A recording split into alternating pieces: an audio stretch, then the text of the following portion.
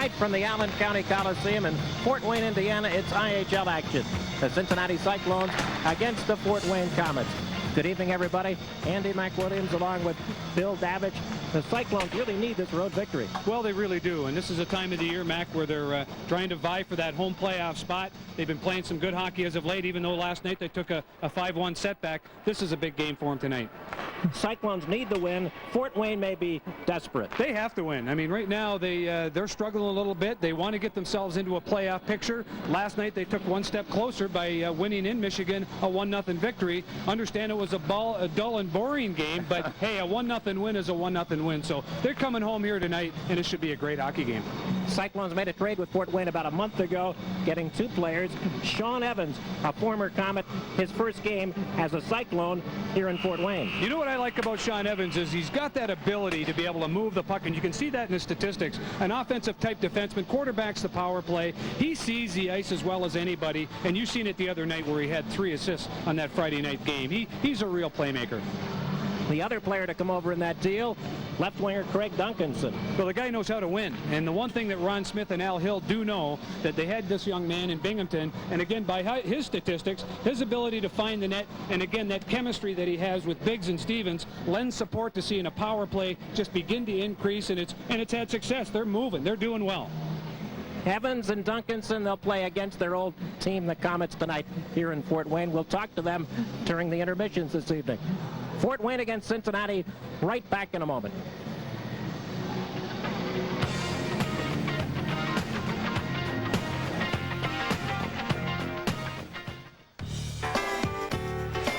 Cincinnati Cyclones hockey is brought to you in part by Ameritech, Cincinnati's best cellular and paging team. Office Depot, taking care of business for companies of every size, everywhere, and every day. Ohio Casualty, the Ohio Casualty Group, where extra effort is our policy.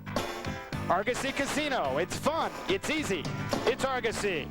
And Valvoline Instant Oil Change, you can depend on us.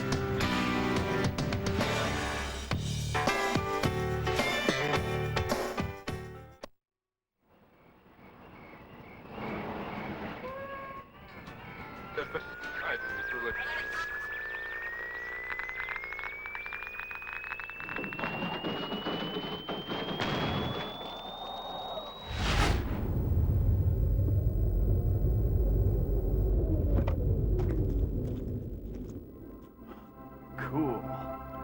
The Argosy Casino. It's fun. It's easy. It's open now.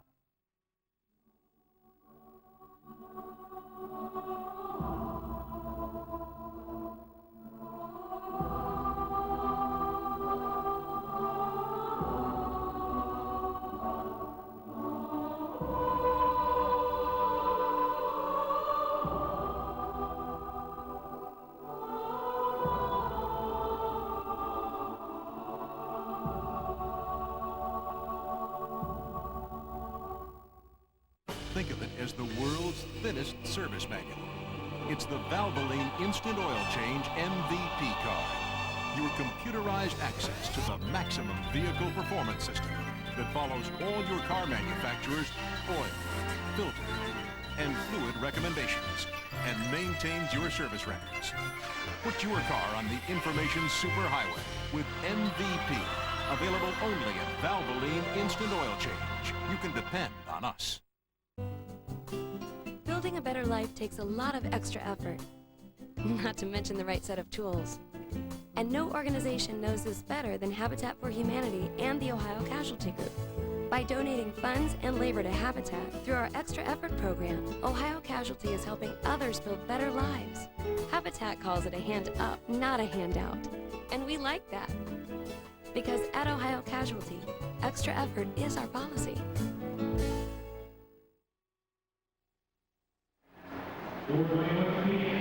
Sunday night IHL hockey from Fort Wayne. Let's take a look at the Office Depot news from the front office. First off, right winger Scott Thomas in the fold. Well, 2-year contract, and I think it comes at a good time. He just getting ready for the playoffs. This ought to loosen him up a little bit, knowing that he's going to be part of this hockey team for the next 2 years. Ironman Don Biggs the captain. His streak goes back almost 3 years. And you think he's the littlest guy in the hockey team wearing that C, the captain of this hockey team. Again, one of the stellar performance for the Cyclones. Home games are running out. Only 2 left. Well, Houston and Detroit Friday and Saturday night next week, but this one tonight is one that they've got to take a step closer back in Cincinnati next weekend. Houston means Frederick Chabot. Detroit on Saturday, the best team in the league. Cyclones and Fort Wayne Komets coming your way from Indiana. Stay with us. We'll be right back. The opening face-off is next here on Sports Channel.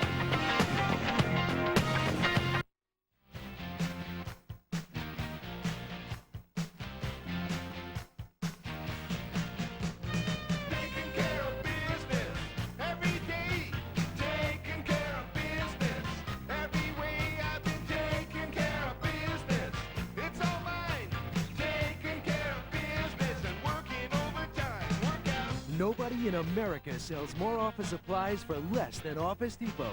Nobody. Hi, I'm Jim LeBlanc here at Remke Markets, where I've asked customers what they like about the Remke Preferred Customer Card. Well, the best thing about having a preferred customer card from Remke's is the fact that it stretches your dollars as far as buying your groceries each week. I like being recognized and rewarded for being a faithful customer. You get automatic check approval with the card. And you also don't have to mess with coupons. Stop in and pick up your free Remke card today.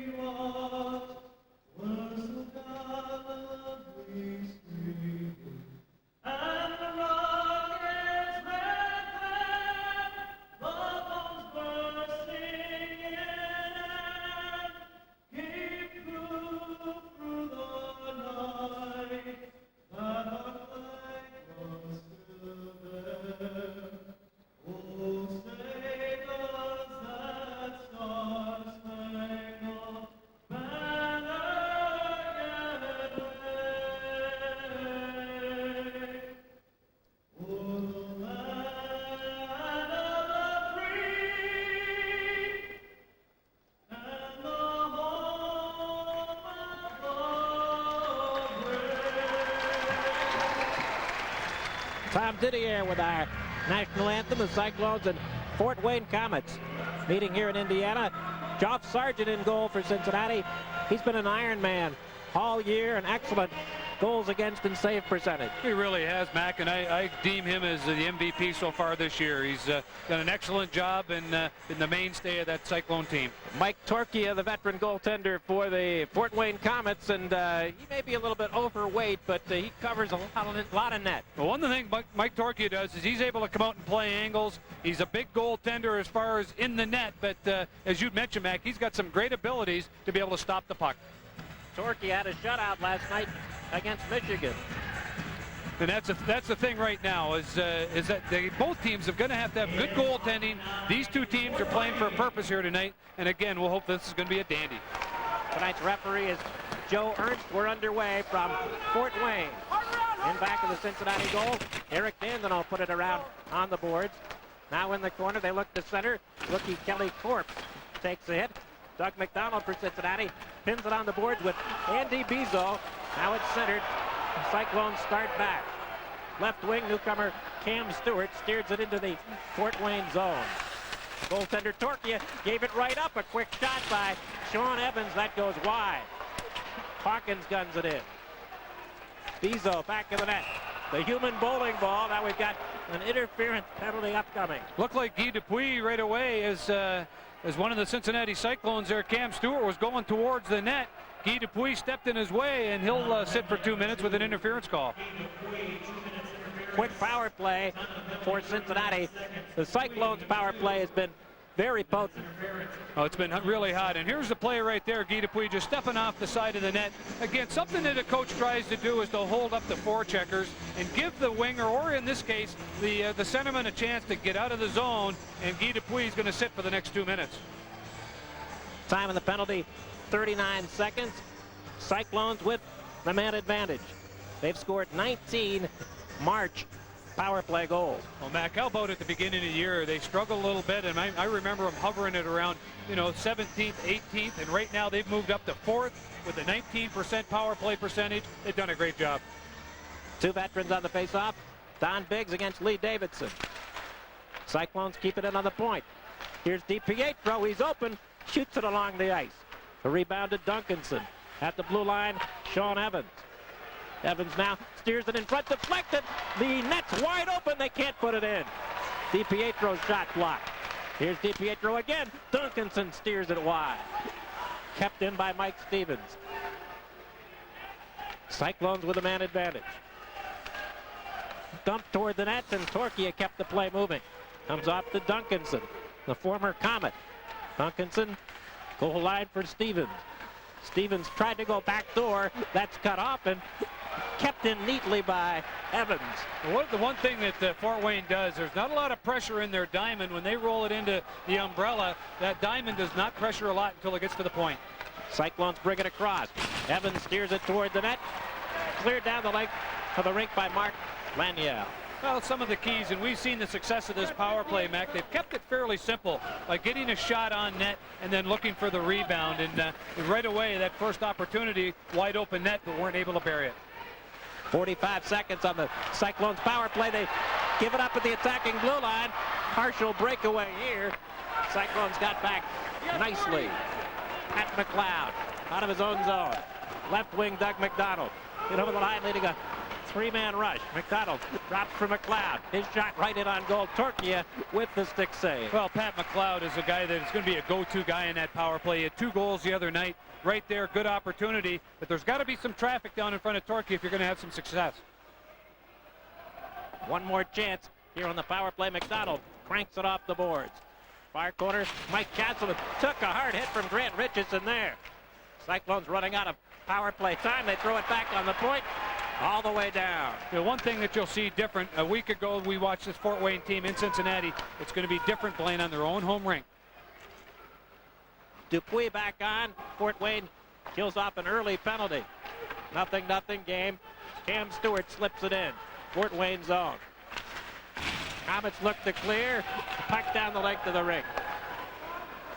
Here's Dave Marcinishin turning. Swampy sends it off the board. Cyclones start out. They try to send off Stewart, but it's cleared into the Fort Wayne zone. Puck up the right wing. Bezeau overskated there. Still loose at the red line. Cross ice on the right for rookie Corey Mullen. Mullen getting a rare start tonight. Yeah, and he's all excited. He's going to bring a lot of, not a lot of experience, but he's got a lot of size back there, a good skater. He'll try to get some things started, no question. Puck is caught on the Fort Wayne net. Let's take a break. 16:33 left. First period. Cyclones nothing. Komets nothing.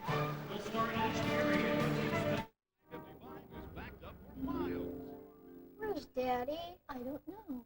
He's never been this late. London broil sounds delicious. I don't think he's ever coming home. Here's one, Mommy. Non-smoker likes children top breadwinner.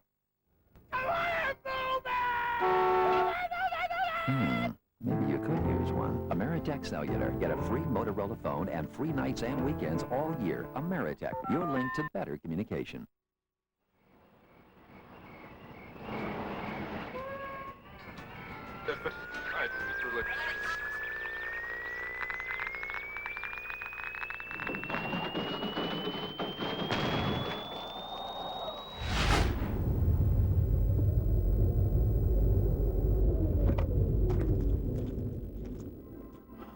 Cool. The Argosy Casino. It's fun. It's easy. It's open now. Cyclones head coach Ron Smith, his second year. He did not coach the team yesterday. No, Ron was back at home attending a funeral and was able to catch a flight out this morning. Flew back to Cincinnati and took the 3-hour trek up on the bus. But good to see Ron back behind the bench. Al Hill was behind the bench in Indianapolis last night. His counterpart for Fort Wayne, John Torchia. John, very intense behind the bench. Oh, he is, and I'll tell you, the teams that he is associated with really represent his character. And this being his first year in Fort Wayne, you know what's going to happen once he gets the team that he wants here. Nothing early first period from Fort Wayne. Komets in across the line. Davidson tried to center, kept in by Dupuis on the near point. Now Biggs pries it free. Far corner, Jeff Wells on the Cincinnati defense. Wells out with McLeod. That's a shift in the defensive pair. Now Biggs up the open left wing, and Duncanson was knocked down. The Cyclones try to change on the move here. The puck loose in center. Robin Bawa brings it in, stolen by McLeod of Cincinnati. Wing to wing he puts it, but taken away by Currie of Fort Wayne. In across the line, Lee Davidson. Oh, he's sandwiched along the board. Hard hit from Stevens and Dandenall. Well, Davidson, he's a guy that you're going to have to get on early, the leading scorer of this Fort Wayne team, and quarterbacks a power play and a great penalty killer. Fort Wayne returns the favor with a hard body check. Now Cyclones break up a right. Cincinnati counterattacking. Castleman could not hold the pass in center ice. Could be an icing. Oh, it's washed out there. DiPietro touched the puck. The icing should have been called. Well, you did think so on that call, and you see Mike Castleman talking it over with Joe Ernst, and there's DiPietro making the call as well. A little slow start for both teams here tonight, Mac. You know, you talk about playing Fridays, Saturdays, and here it is Sunday night, and on the road it makes for a long weekend. So hopefully both teams can get it going here this evening. Third game in 3 nights for both of these teams. Cyclones won at home Friday over Michigan. Lost yesterday at Indianapolis. There's John Torchia. Yeah, and again, for those people that know John, he wears his emotions on his sleeves, and he gets the best out of his players. He and Jeff Brubaker were in Greensboro for a few years, and recently in San Antonio in the IHL. Cyclones clear it all the way down, and Torchia grabs it with a glove. Torchetti. We got a few of them in here tonight. This is an Italian feast. You got it. The backup goaltender for Fort Wayne is Pat Mazzoli. Yeah. Pat played at Ferris State, and we had a chance to see him 1 week ago. And again, goaltenders are the key right now. When you're into a playoff hunt, not only Geoff Sargent will be called upon, but Mike Torchia here this evening for Fort Wayne. Clones keep it in right in front. DiPietro missing a golden opportunity. Now Bergeron tried to send it around for Mike Castleman. Fort Wayne struggling, coming out of their own end. Finally, they clear. Mark Laniel, the former Cyclone head man for Bezeau, taken away by Wells of Cincinnati. Around on the near wing, Bezeau missed a body check there. Well, one of the things Cincinnati's just got to leave Bezeau alone. He's at home in here. He feels comfortable, so he can get things going and get the fans involved. Cyclones with a 2-on-2. Castleman, a big high rising shot. Hit the glass behind the net. The Clones are getting some scoring chances with this DiPietro line out there, and Torchia scrambles on the puck in the slot. Well, good job there by Chris Bergeron being able to get to the net. What they have to do is, again, make sure there are people in front of Mike Torchia to have success. He does not have the greatest feet in the world, but what Mike does, he comes out and plays the angles very well. Torchia, the former Michigan K-wing. Here's Castleman's big blast. Almost caught the top left corner. Yeah, again, getting the shot on net and having some support down there in front of the net, that's going to be one of the keys. And here's a picture of Burge down in front of the net. Fort Wayne defense doing a good job of cleaning house. Mike Torchia coming up with a big save. And again, in a position where really no rebounds given out. They have Torchia listed at 215 in the program. More like 240. Yeah, that may be a gift as far as weight's concerned. There's no question. But Big Mike, he's got a great glove and maintains his position very well. Able to come out and scope. He's your basic Pillsbury doughboy in goal. Clones win a clean draw. Marcinician, left point, score! Deflected shot. McDonald won the draw. Straight back to Swampy. He let it go, and We'll see who deflected it. Yeah, it looked like Hawkins might have got a stick on that down off of that face-off as that shot was taken, and we'll get a chance to see it on the replay. Old Swampy, good low shot, and the ability to hit the net or get it around the net is a key. Let's take a look at this draw here, Mac. There goes the shot back, And they're great positioning on the backhand side, and Todd Hawkins will collect that goal for Hawk. Again, a super job here tonight. Goal number 11, Todd Hawkins. Hawkins definitely deflected it. Marcinician and McDonald on the assist. Even strength. Cyclones lead it 1-0 here in Fort Wayne. Komets keep it in. Shot blocked from the point by Hawkins. He'll send it all the way down. On goal. Torchia up the right side. They go wing to wing and across the line. Eric LeBlanc. He's run off the play. Marcinician now flipping it up the right wing. Down the length of the ice. Back after it, Guy Dupuis. Icing against Cincinnati. You know, that statistic in being able to score first, it's looked at by the coaching staff. You know, one of the things you like to try to do is get on the board first. Cincinnati is 30-10-5, and Fort Wayne 16-8-4 for scoring first. So Cincinnati a definite advantage here tonight. First goal of the game is vital in the game of hockey. I'd say 2/3 of the time you win the game if you score first. You know, and that's one of the things that Cincinnati's done all year. They've been able to come out right away. What the key for them is to maintain that intensity throughout the course of 60 minutes. They have those letdowns, and right now they've got to be able to continue that as the game goes on. Cyclones in their own zone. Eric Dandenau. Head manning in center. Biggs deflected it up the left wing. Out of the Cyclone defense. McLeod sending off Stevens. Duncanson backhands it into the zone. Cyclone goal. Hawkins, his 11th from Marcinician and McDonald at 5:33. Even strength. Here's McLeod up from defense. Couldn't get a shot off. Mike, what Fort Wayne's going to have to do right now is to start pressuring Cincinnati all over the ice. They've got to be able to set precedent here with a little bit more of a forecheck. Cyclones lead it early, 1-0. Well, again, a real big goal, and there's Todd Hawkins right there. One of the things that Hawk does very well is his ability to start things. Either he comes out, in this game tonight, he's got a nice tip, but the other thing that he does, he's always taking the body. He's not one of the biggest players in the world by any means, just still around 6 foot, but he's a young man that will go in, he'll donate his body to science, and a lot of good things happen with that guy. Cyclones are penalized for the first time. Mike Stevens off for slashing at 6:39. Well, Fort Wayne power play right now operating at 16.7%, 11th in the IHL. Not bad for a team that's been struggling a little bit. And then Cincinnati, their penalty kill has been, again, a mainstay throughout the course of the year. They're ranked 4th right now, operating at around 85%. The Komets, one of the lowest scoring teams in the IHL. We had both of them last night going toe-to-toe in that 1-0 game in Michigan. And again, they've got to be able to create some offense by directing more shots to the net.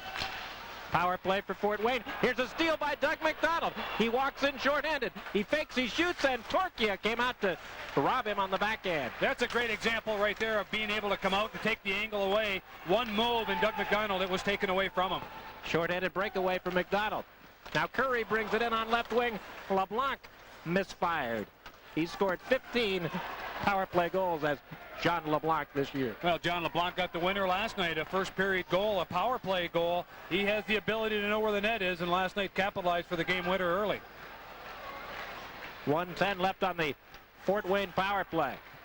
Cyclones had a short-handed breakaway turned aside. Dupuis up the left wing for Corpse. Corpse rolls it into Cincinnati ice. Sargent leaving it there.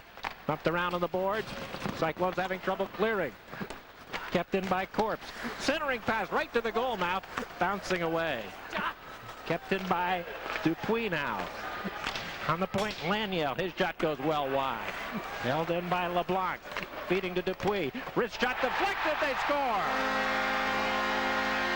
That did. It looked like it might have been a deflected shot. Guy Dupuis with 21 assists on the year. Right there adds to that collection total. Because as it came across, Brian Shantz may have got a tip on that. And it was out far enough where Joff Sargent was not able to react, Mac. It was a long tip from the slot area. And again, a shot down on the ice. Very similar of Cincinnati's goal. And here it is. Guy Dupuis letting the shot go. And Shantz down around the hash marks. Out far enough where Joff Sargent was playing the shot. And it goes back into the back of the net. We got a 1-1 game. Shantz's second goal of the year. Dupuis set it up from the blue line. A wrist shot. He didn't wind up for the big slapper. He put it right where he wanted it. That's Guy Dupuis, again, a Detroit draft. He's been here for a while, and quarterbacks the power play very, very well. 1-1 hockey game, 8 minutes into the first period from Fort Wayne. Komets right back in even strength. In the corner, LeComp is reefed by young Corey Mullen. LeComp, the former Indianapolis Ice player. Fort Wayne seems to be juiced up after that power play goal. They're taking the body now. That's something that they'll do very well in this arena. This crowd lends support to that. Been a lot of rivalries in this rink, and it's always followed by a good physical game. Horacek, a long dipping wrist shot from the blue line for Cincinnati. Now Fort Wayne clears it to center. Marcinician on the Cincinnati defense. Up the left wing, Castleman. A drop for Horacek, the play offside. Well, you don't want to see that very often. It just shows that they're not really ready, and they'll have to get them going here. 1-1 hockey game. We'll be right back on Sports Channel.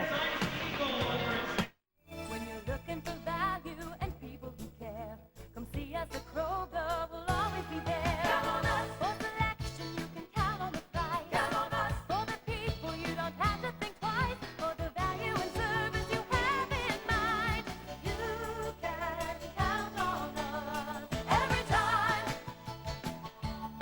Count on us. You can count on us. Count on us. At Mel's Auto Glass, they'll do whatever it takes to repair your windshield. That means wherever and whenever is convenient for you. Even at home or work, Mel's will supply original equipment installed by certified technicians. We take care of all your auto glass needs, whether you're a car dealer, body shop, or an individual with insurance claims. Give us a call at 563-7771. We do whatever it takes to satisfy you. You can tell with Mel's Auto Glass, whatever it takes. This portion of Cincinnati Cyclones hockey is brought to you by Kroger. Count on us.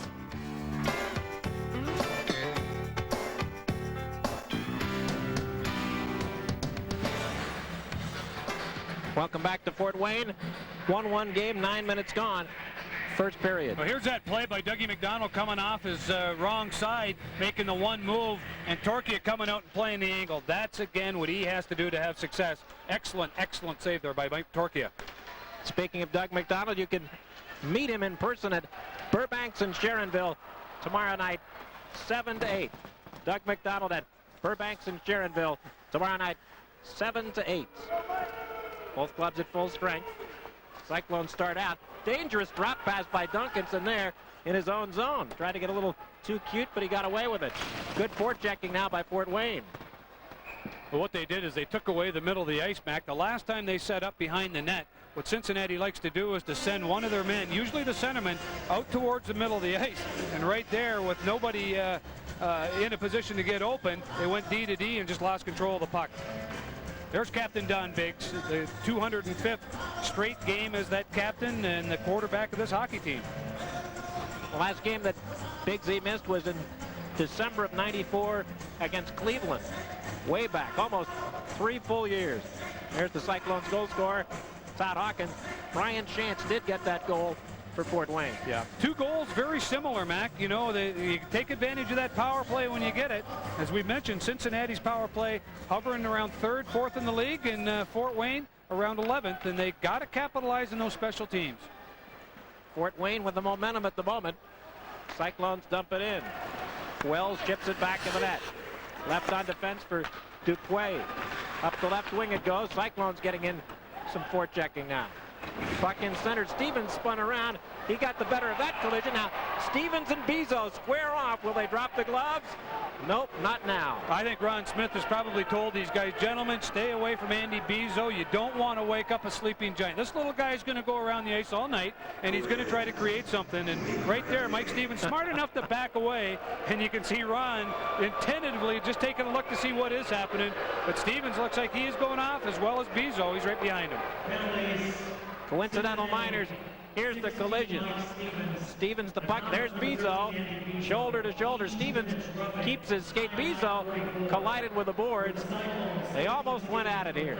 Well, they got all tied up, and Stevens did a good job of just avoiding that check. Bezeau had the leg out just a little bit, and Stevens just having a few words to say about him. And again, it would be very smart for Cincinnati to stay away from Andy Bezeau this evening. The human bowling ball, Andy Bezeau. 590 penalty minutes to lead the IHL last year. You know, every team has to have one of those guys, and one of Cincinnati's guys, Miles O'Connor, not in the lineup tonight after being in a fight last night. They'll miss his presence, especially in this arena tonight. Coincidental minors, we skate at Forrest's side. Castleman moves right in, took a drop pass from DiPietro. Mike Castleman scoring on a sneaky wrist shot, beating the goaltender Torchia. Glove side, Torchia just whipped on that one. It doesn't matter how hard it is, it's basically how quick you can get it away, and that's one of the things that Mike Castleman does well. He comes down the wing and he keeps a little stutter step going, throws a fake one way, makes a move, and here you'll take a look at it. A little quick snapper right there, just inside the post. Mike Torchia thought he had the angle taken, but right there, Mike Castleman scoring a big key goal, the second goal of the game, an even strength goal, his 27th in the year. Cyclones lead it 2-1. Castleman. Torchia might have been screened. He certainly was not ready for that quick wrist shot. Now right back comes Fort Wayne. A wide open, wild game so far. From the center ice faceoff, the Komets move it right in.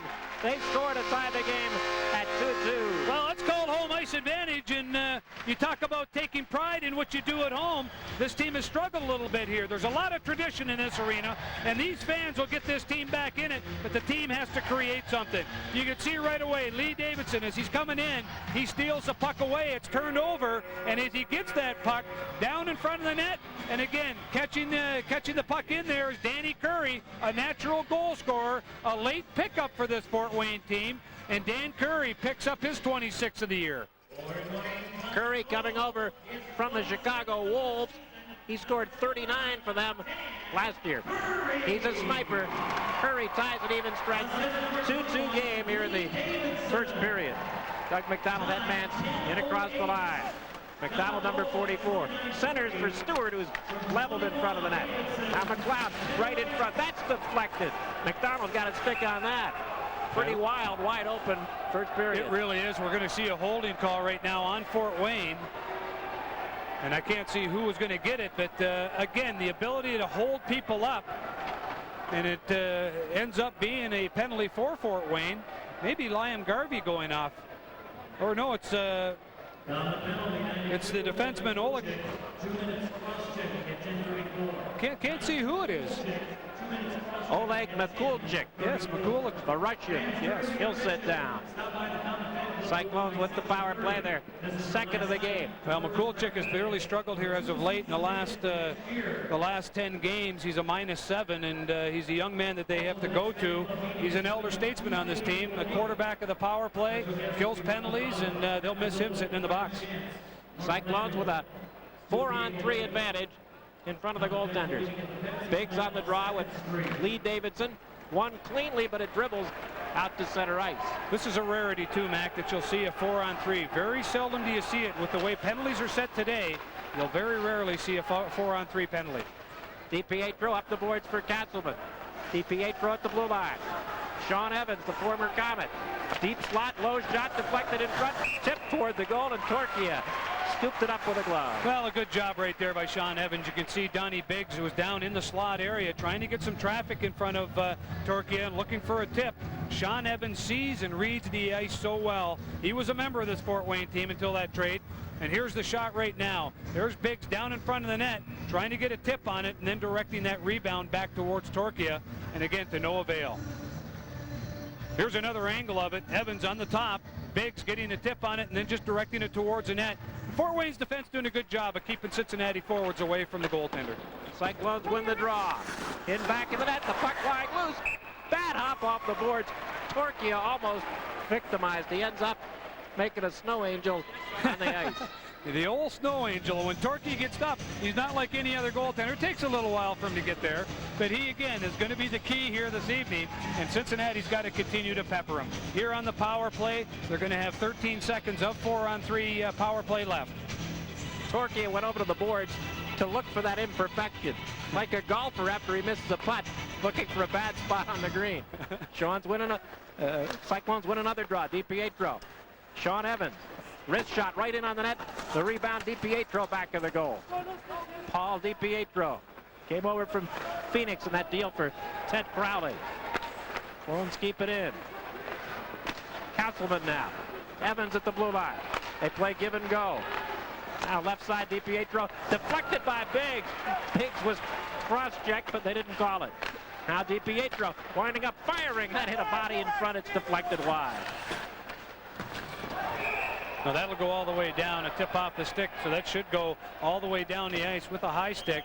But Torchia came up with another big save there, Mac. A tip by Biggs down in front of the net, right off the toe. He's come up big here in this game so far.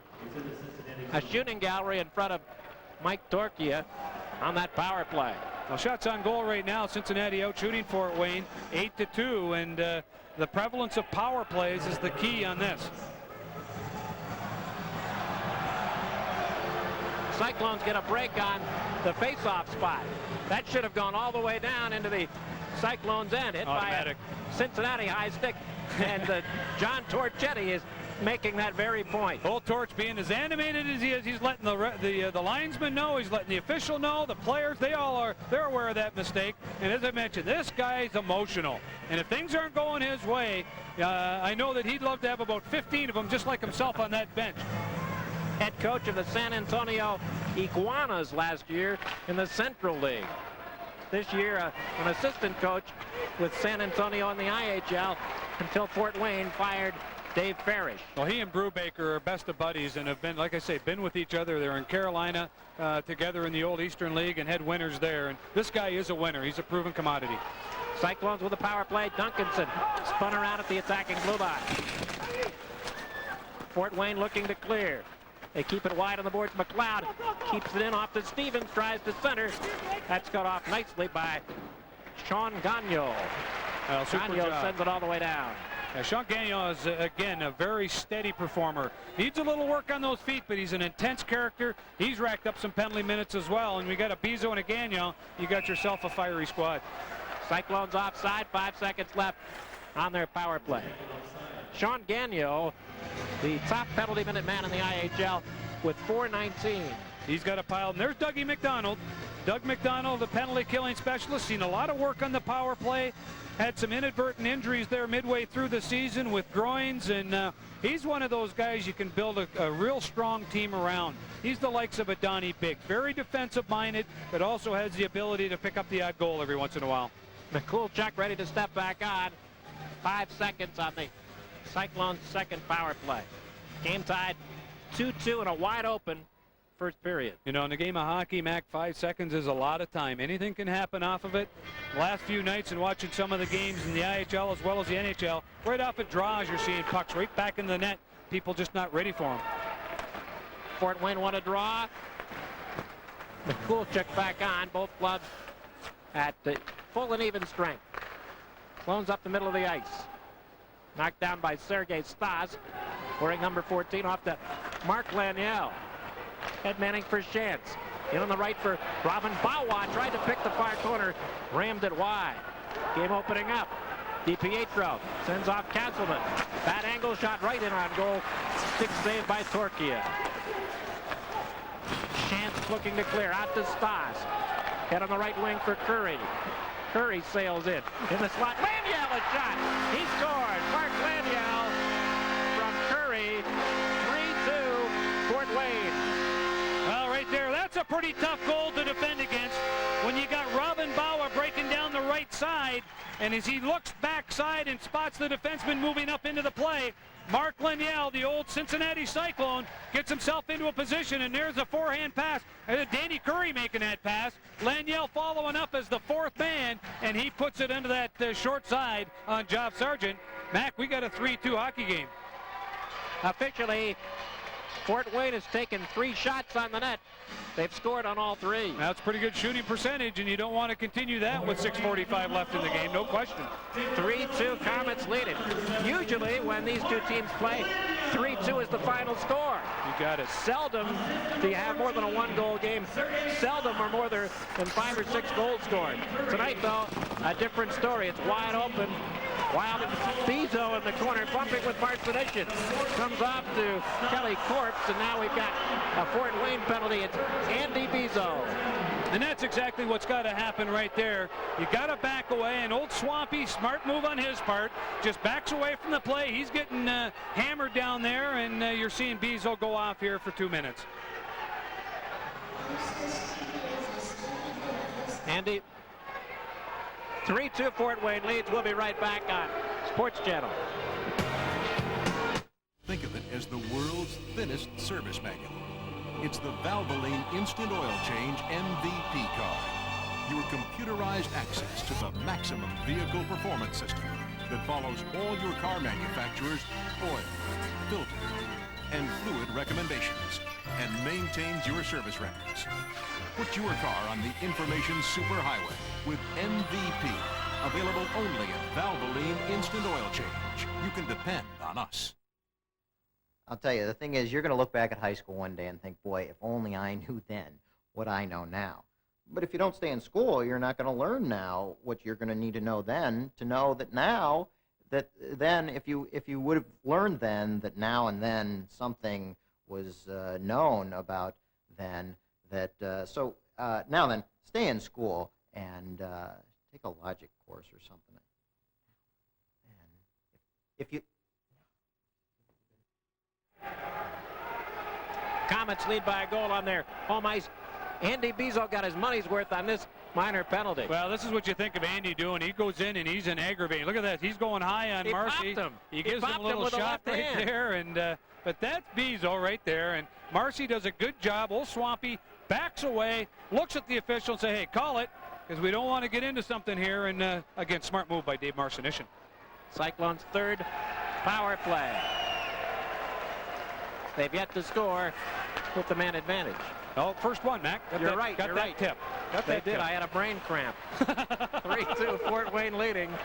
Wide open first period. A lot of cramps going on here tonight with Fort Wayne scoring on 3 of them. I mean, this is unbelievable. 3 shots, 3 goals. Sean Evans darts back behind the Cincinnati net. Evans has scored 5 points in the last 2 games. 2 goals, 3 assists. Here's Mike Stevens in center around Kelly Corpse down the boards.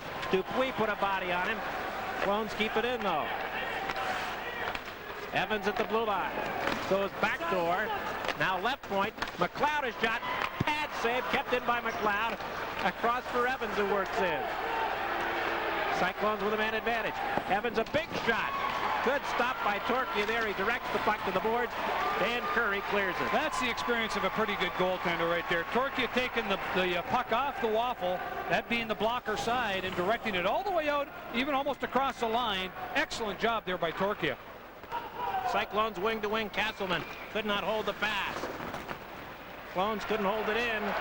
Here's Bawa the other way. Screen shot deflected wide.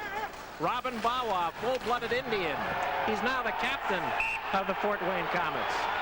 Well, he was a go-to guy a week ago in Cincinnati on the Sunday night game we did, like I say, a week ago. A guy plays very hard, can play the physical game, not scoring a lot of goals, but he's a guy that comes to play every night. You can expect something happening when Robin Bawa's on the ice. Played with San Francisco last year. Prior to that, Michigan, Milwaukee. He's been around the IHL almost a decade. Yeah, he's got 8 goals, he's got 18 assists, he's got 162 penalty minutes. He's a guy, like I say, that's always involved, and you know, he'd like to build on those statistics. There's no question about that. Face off in the Cincinnati zone. Cyclones with the man advantage. Jeff Wells, right side for McDonald. Clears the red line, dumps it in, and grabbed by Torchia. You know what? So much for that defensive game that we talked about at the beginning of the game. You know, we thought it was going to be a goaltenders duo. What's this we? And here, you went on record as saying it would be 2-1 tight checking. Well, you know, you have to try these things. In 4:43 left, we got a 3-2 game. And again, shots on goal. Get this, people. It's 11-3 in favor of Cincinnati. Again, dominated by power plays, but Fort Wayne leads the game right now, 3-2. Have scored on every shot. And again, not to any fault of Jeff Sargent. It's got to be something, again, that on the rush, they're doing a good job, and on the PP, they're doing a good job. Clones control. Wells at the blue line. Deep along the corner. Cross ice passes picked off by Davidson. Davidson very dangerous, short-handed. This time he does not have the numbers. He's ridden off the play. Fort Wayne fans wanted a penalty there. Yeah. Lee Davidson, you don't mess with the leading goal scorer of this hockey team. Cam Stewart in back of the net. He's pounded against the boards. Right in front they go. McLeod with a good scoring chance there. A sliding save by Mike Torchia. Back comes LeBlanc now. He'll try to put it in front for Bezeau, who's just back on the ice. That didn't click. Cyclones the other way. Here's McDonald, a shot. Now Bezeau gets into it with Joff Sargent. Sargent and Bezeau are mixing it up. In jumps Corey Mullen, the Cyclones rookie. Here we go. To take on Here Bezeau. we go, baby. Here we go, a main Look event. at it, baby. Bezeau and Corey Mullen. Oh, baby. Mullen, Bezeau loading up with that right hand. And Bezeau can throw him. He's not very big, but boy, he can throw him. Corey Mullen got a first couple in there, but he's had to go down. Andy Bezeau, that's why you got to stay away from him. But you're going to see a replay when all this gets started. And again, it's Andy Bezeau creating this, going down in and tying himself up with Joff Sargent. That's where it all started. And then Corey Mullen had to come in and try and make something happen. Here it is right here. Good job right there by Corey. But look at Bezeau in here. He grabs a hold of Sargent's arm. And you think right now, see, he's grabbing a hold of it himself instead of Sarge grabbing him. The guy's a pretty good actor, I'll tell you right now, and Sarge has got to walk away from that, Mac. You know, you can't afford as the MVP of this team, and there goes Mullen flying in. Look at this, elbow pads coming off, and let's go. Oh, baby, look at this. Oh. Young Mullen did a pretty good job. Yes, he landed did. a couple of short rights. He used his reach advantage to keep Bezeau off him. Yeah. Bezeau loading up with that right hand, but he's not doing much damage. Not much, no. There's an uppercut. He sort of shaved the There's helmet. one right there that hurt. Oh. And again, that's a lot of experience. You Look see at right Bezeau there, shifting changing to the hand. left hand. Hey, he's talented. He's a talented young man. And you take a look at the penalty minutes, and they speak for themselves. There's no question. Oh, baby. 256 minutes in penalties, and he got it going. But again, it all goes back to Sarge and Bezeau getting tied up. A little bit of play on both players. But again, I think Bezeau grabbing a hold of his arm, and he made it look like Sarge was grabbing him. And that's his job. And he did his job out here tonight. He's got the crowd involved, Mac. And we got ourselves a hockey game. There's another angle of it. Bezeau, no doubt about it. He's an instigator. He's an aggressor. Corey Mullen did the right thing, though, coming in to save his goalkeeper. Yeah, and I don't think we have to see, we won't see Corey Mullen on the ice here tonight again. That's the third man in. Listen to the calls here as far as the official. But again, here's another angle, another view of it. And for you fans at home, baby, this is not play acting. This is the real thing. Look at Bezeau, again, tugging and going. And again, he's only about 5'10", and he cut Mullen big with that left. Once he changed hands, he cut him big with the left. Andy Bezeau living up to his reputation here in the first period. Now we're waiting for the official word on the penalties. Sargent, the Cincinnati goaltender, got 2 minutes for roughing.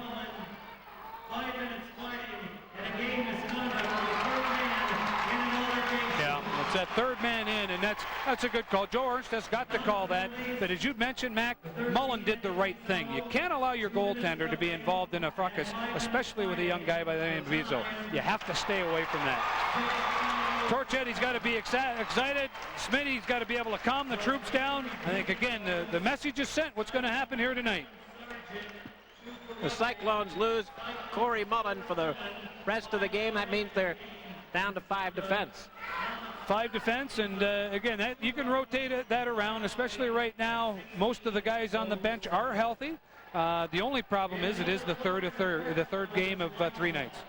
Tony Horacek in the penalty box serving the goaltender's minor penalty. Joe Kelly with us tonight, and he's unraveling that penalty puzzle. I've never seen we'll get the full report, as Willie says, in a moment. You got the calculator going. He's tried to add them all up. He's plus minuses and you name it. We'll find out exactly how many we've got here, but 3:53 left. Fort Wayne, as we mentioned before, their 3 shots on goal have resulted in 3 goals, and we've got a 3-2 hockey game in favor of the Fort Wayne Komets. But again, as you said, you can't fault Job Sargent. 2 deflections and a 4-on-2 breakaway. Exactly. And again, that last pass that Danny Currie made to catch Laniel in the slot was right on the tape, and give credit to Laniel in being able to put that puck away. Cyclones have led 1-0 and 2-1. They trail 3-2. Looks like on the ice right now, 5-on-5, so we'll be back 5-on-5 hockey. We'll take a break on Sports Channel.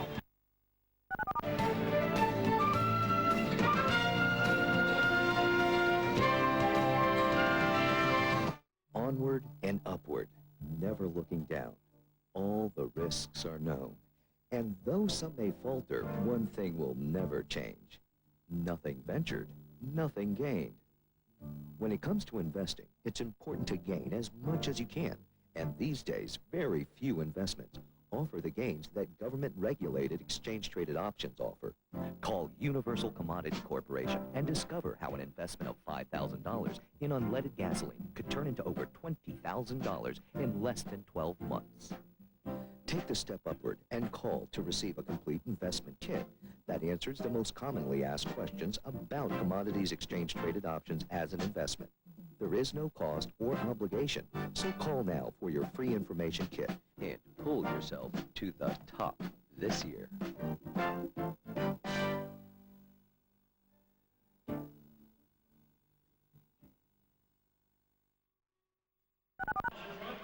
Komets lead 3-2. An eventful first period. Who is that bird? That's Icy. Whatever. Oh, that's Icy. That's Icy. Icy. Oh, yeah.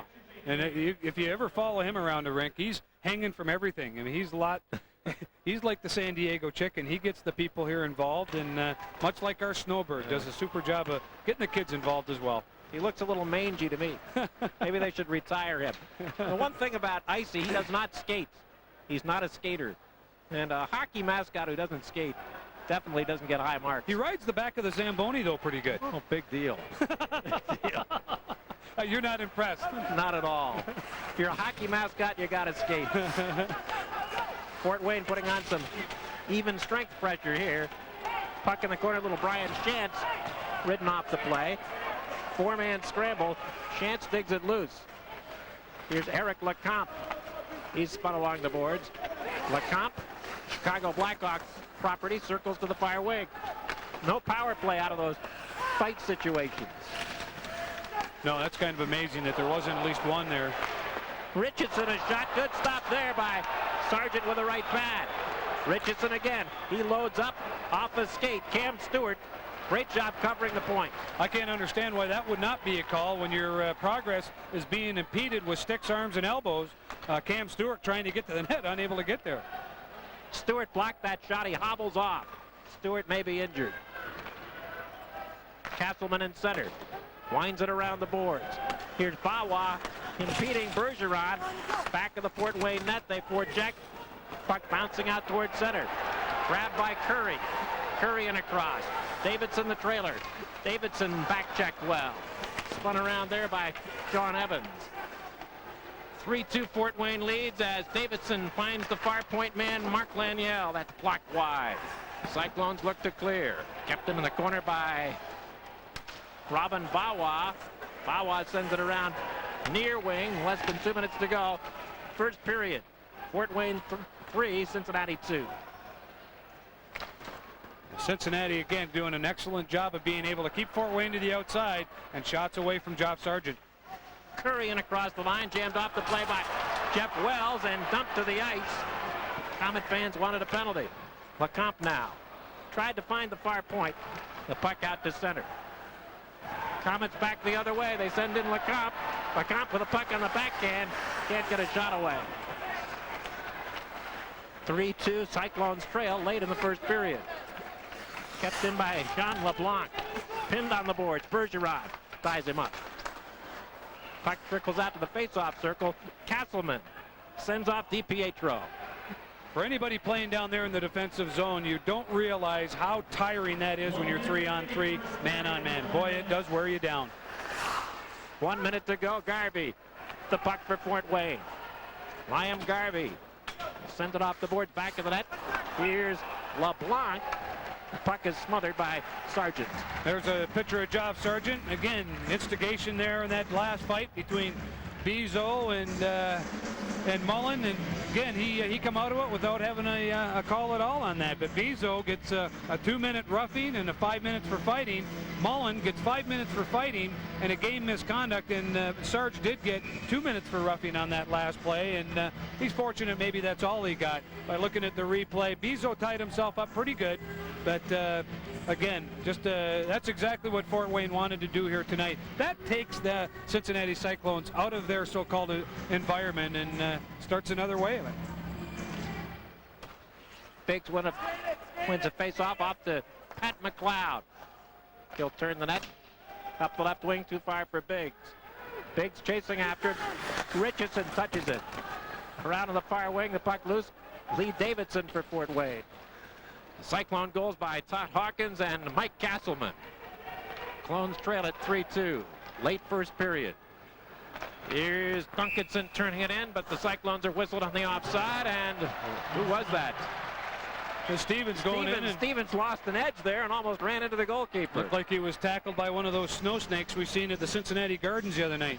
They're invisible. You can't see them. You go in, and by the time you know it, your ankles are all locked up, and Stevens right there was the recipient of a invisible one.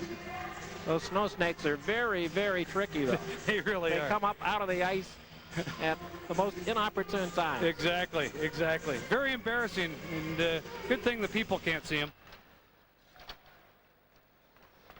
Late first period, Clones with the puck. Dandenau. He'll ram one off the board. Oh, it bounces right in front. Looks like Fort Wayne gets away with it, though.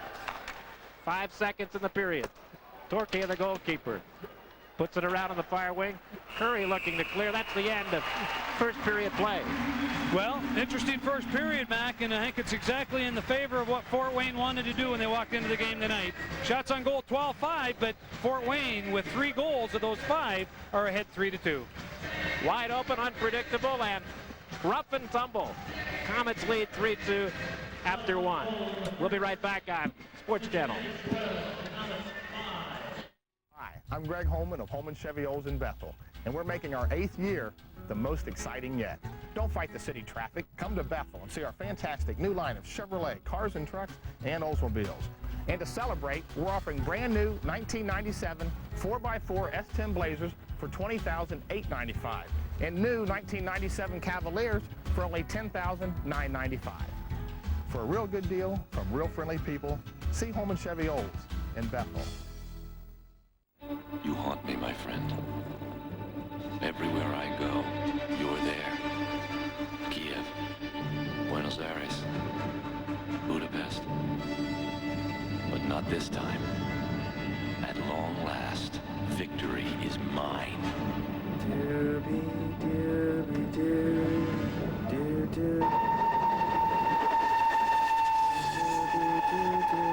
Drink Bud Ice, but beware the penguins.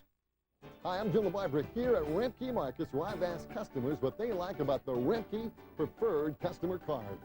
I like the Remke Preferred Customer Card because it allows me to take advantage of the many bargains I find in the store.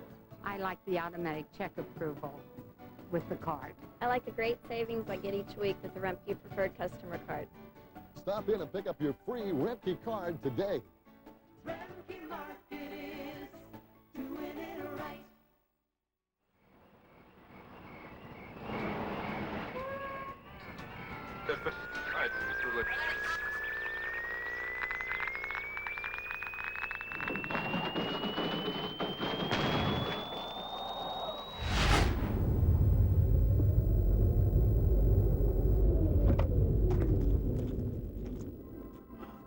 Cool. The Argosy Casino. It's fun. It's easy. It's open now. 5-goal first period here in Fort Wayne. Komets lead it 3-2. Coming up next, we'll talk with new defenseman Sean Evans. That interview right now. Sean, how special is it coming back to play at Fort Wayne? Or how strange is it? Well, it was a little bit weird the first game in Cincinnati last weekend, but it's a good feeling, and it's something that I'm looking forward to. And I think I was a little nervous last weekend in Cincinnati. I don't feel that today. I'm ready to get out there and go after them. Big thing for us, though, is that we need the wins. We need the points, and I know that Fort Wayne does as well, but it'll be interesting. Things have been going well for you lately. Last 2 games, 2 goals, 3 assists, 5 points. You know, individually, it's getting a little bit better. I can't complain. I'm playing with good hockey players. I'm starting to understand what certain guys are going to do, and every player on this team is a heads-up hockey player, and it suits my game, and I feel like if I can continue to play with confidence, then things will go well. Ron Smith got you playing with Pat McLeod, another veteran defenseman. How's that going? Well, a lot of respect for Patty. I played with him before, and he suits me very well. He's a guy that he's hungry for the puck and heads-up hockey player, and we seem to have a lot of good give and goes together, and it's something that I feel fortunate to play with a player like Pat because he's helped me all over the ice. You talk about winning hockey games. The Cyclones are in quite a battle with Grand Rapids and Quebec for home ice advantage. First round of the playoffs. Do you think the Clones can prevail here? Well, I don't see why not. You know, doesn't matter. You know, I know we have quite a few road games left and not many at home, but you know, it doesn't matter where you play. It's the team that comes out and plays who's hungriest for the you know, the entire 60 minutes that are going to win these games. And I'm hoping that starting tonight we're going to be the hungrier club right into the last 2 weeks of the season. First goal is accomplished. The Cyclones are in the playoffs. How far can they go? This is a veteran team. Do you have a feel for that?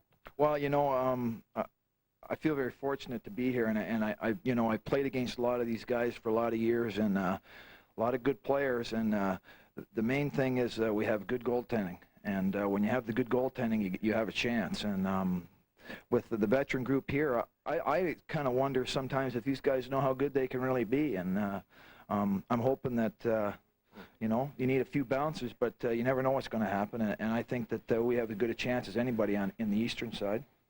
How easy has it been for you to fit in? As you say, it's a veteran team, players you've played against, play with. How easy has it been to fit in with the Cyclones? Well, I know that I've known 4 or 5 guys for quite a few years that I played with and against when I first came to the team a couple weeks ago, and every guy's been great. They've treated me with respect, and they've made things very easy, and I think that my game is starting to come around a little bit, and it's because these guys are, you know, they've kind of opened up their arms and said, let's go get them, and it's much appreciated. You mentioned goaltending is very important, certainly special teams. The Clones' special teams have been super lately. Well, I mean, we can put out 2 pretty good power play units. You know, we can put out 10 guys out there that can get the job done. And the penalty killing, we got, you know, the big Dave Marcinicians back there to take care of things in front of the net. I think we're 4th in the league in both penalty killing and power play. And come the end of the season, which it is now in the playoffs, those are you know, those are key points to winning games in the playoffs, and if we can do well there, we'll do well in the playoffs. Sean, thanks a lot for joining us.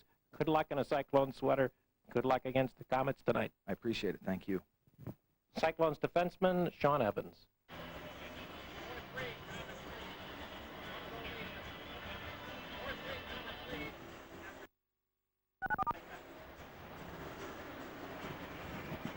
In here. Hi, Chuck. Here's lunch. Thanks. How's business? Not bad. Yours? It's okay. Hey, what's that on your screen? Oh, that. QuickBooks accounting software from the makers of Quicken. I called a toll-free number and got a free trial version. My system works fine for me. That's what I thought. But if you have bills to pay or customers who owe you money, you really ought to try this. Yeah, I really don't have time to learn new software. Well, if you can write a check, you can use QuickBooks. Answer a few questions, and it tailors itself to your business. Now I create invoices like these. Yeah, but my business is so different from yours. Ah, but that's what makes QuickBooks so great. It's the #1 software for any small business. It has accounts payable, accounts receivable, even payroll and inventory, and you never have to enter information twice. There's over 60 customizable reports that put you in control. Know if you're making or losing money. Sounds pretty good. I'm going to get that free trial version. Nothing to lose. Call 1-888-226-7300.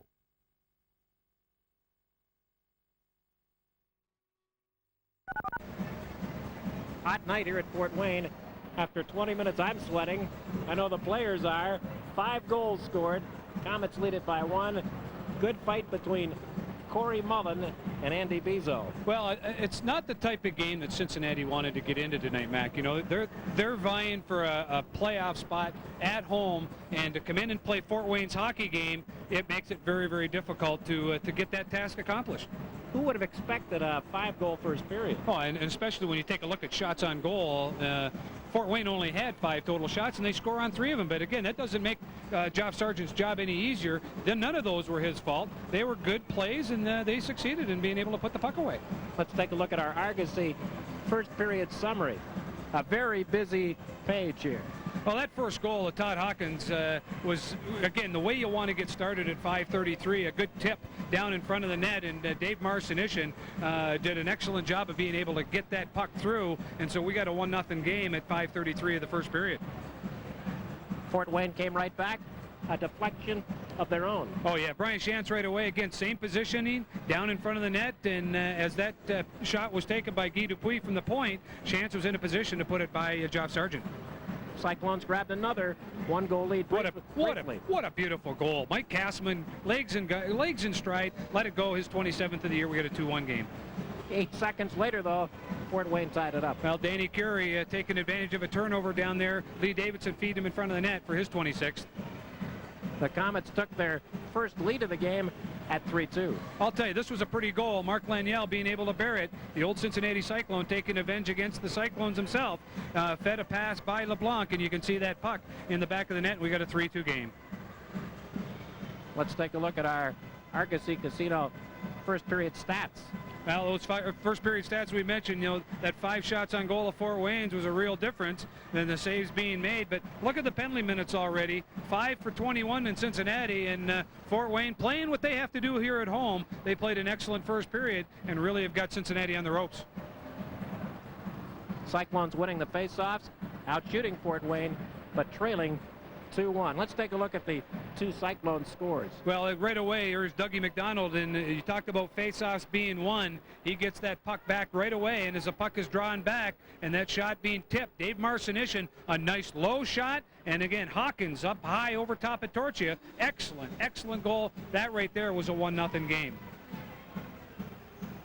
That second goal coming across here right now, DiPietro pulls up, and as he moves that puck across the line, Mike Castman right away without any thought lets that shot go right away, beats Torchia really flat-footed, and it's not how hard, but it's how, and right now, right there, Cincinnati had a 2-1 game. Very eventful first period, a lot going on. Well, it is, and what they've got to do, they've got to stay away from Andy Bezeau. You know, he's the guy, when you walk into Fort Wayne, he's going to separate. Exactly. Don't wake him up. But that's an excellent period for Fort Wayne. Cincinnati's got their work cut out for him. Cyclones down by 1 on the road. They need this victory. They really do, and I think what you're going to see, Ron Smith probably spent a little bit of time talking about, you know, just being a little bit more disciplined. When they come out and play against this team, and you know you're on the road, you got to be a little bit smarter. And I know Geoff Sargent got tied up with him. Corey Mullen had to do what he had to do, but now that's history. It's over. Come on back and play the best game that you can.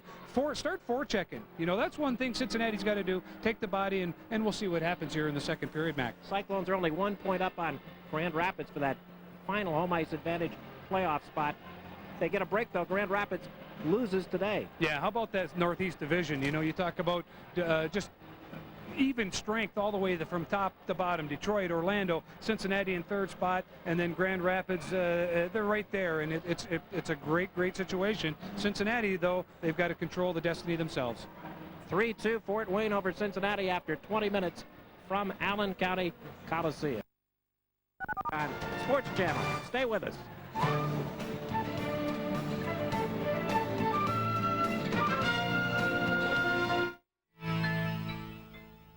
There's an advanced medical procedure going on here at this clinic. It's called microsurgical hair transplantation. If you're a man or a woman suffering from a hair loss problem, now you can receive free information and find out about the medical procedures available for hair loss that may grow your own hair back.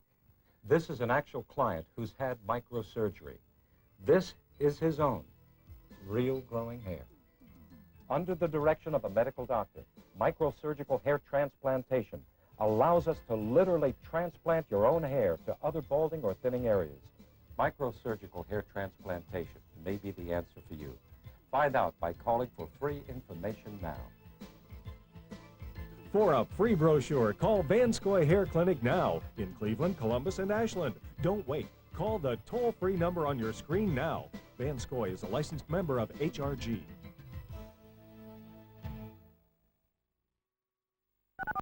Komets 3, Cyclones 2 after 20 minutes. We'll be right back. Building a better life takes a lot of extra effort, not to mention the right set of tools. And no organization knows this better than Habitat for Humanity and the Ohio Casualty Group.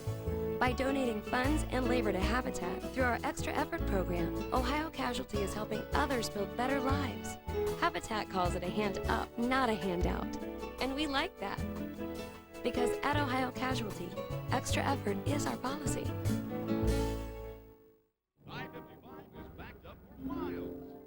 Where's Daddy? I don't know. He's never been this late. London broil sounds delicious. I don't think he's ever coming home. Here's one, Mommy. Non-smoker likes children top red winner.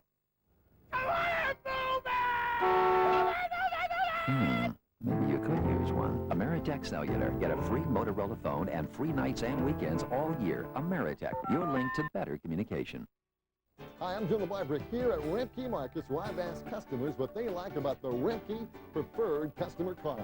I like the great savings I get each week with the Rentke Preferred Customer Card. And you also don't have to mess with coupons. You see on the monitor the savings that you had, and that's what I like to see.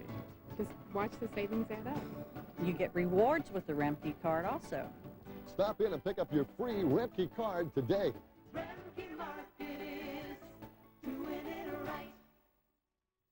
I'll tell you, the thing is, you're going to look back at high school one day and think, boy, if only I knew then what I know now.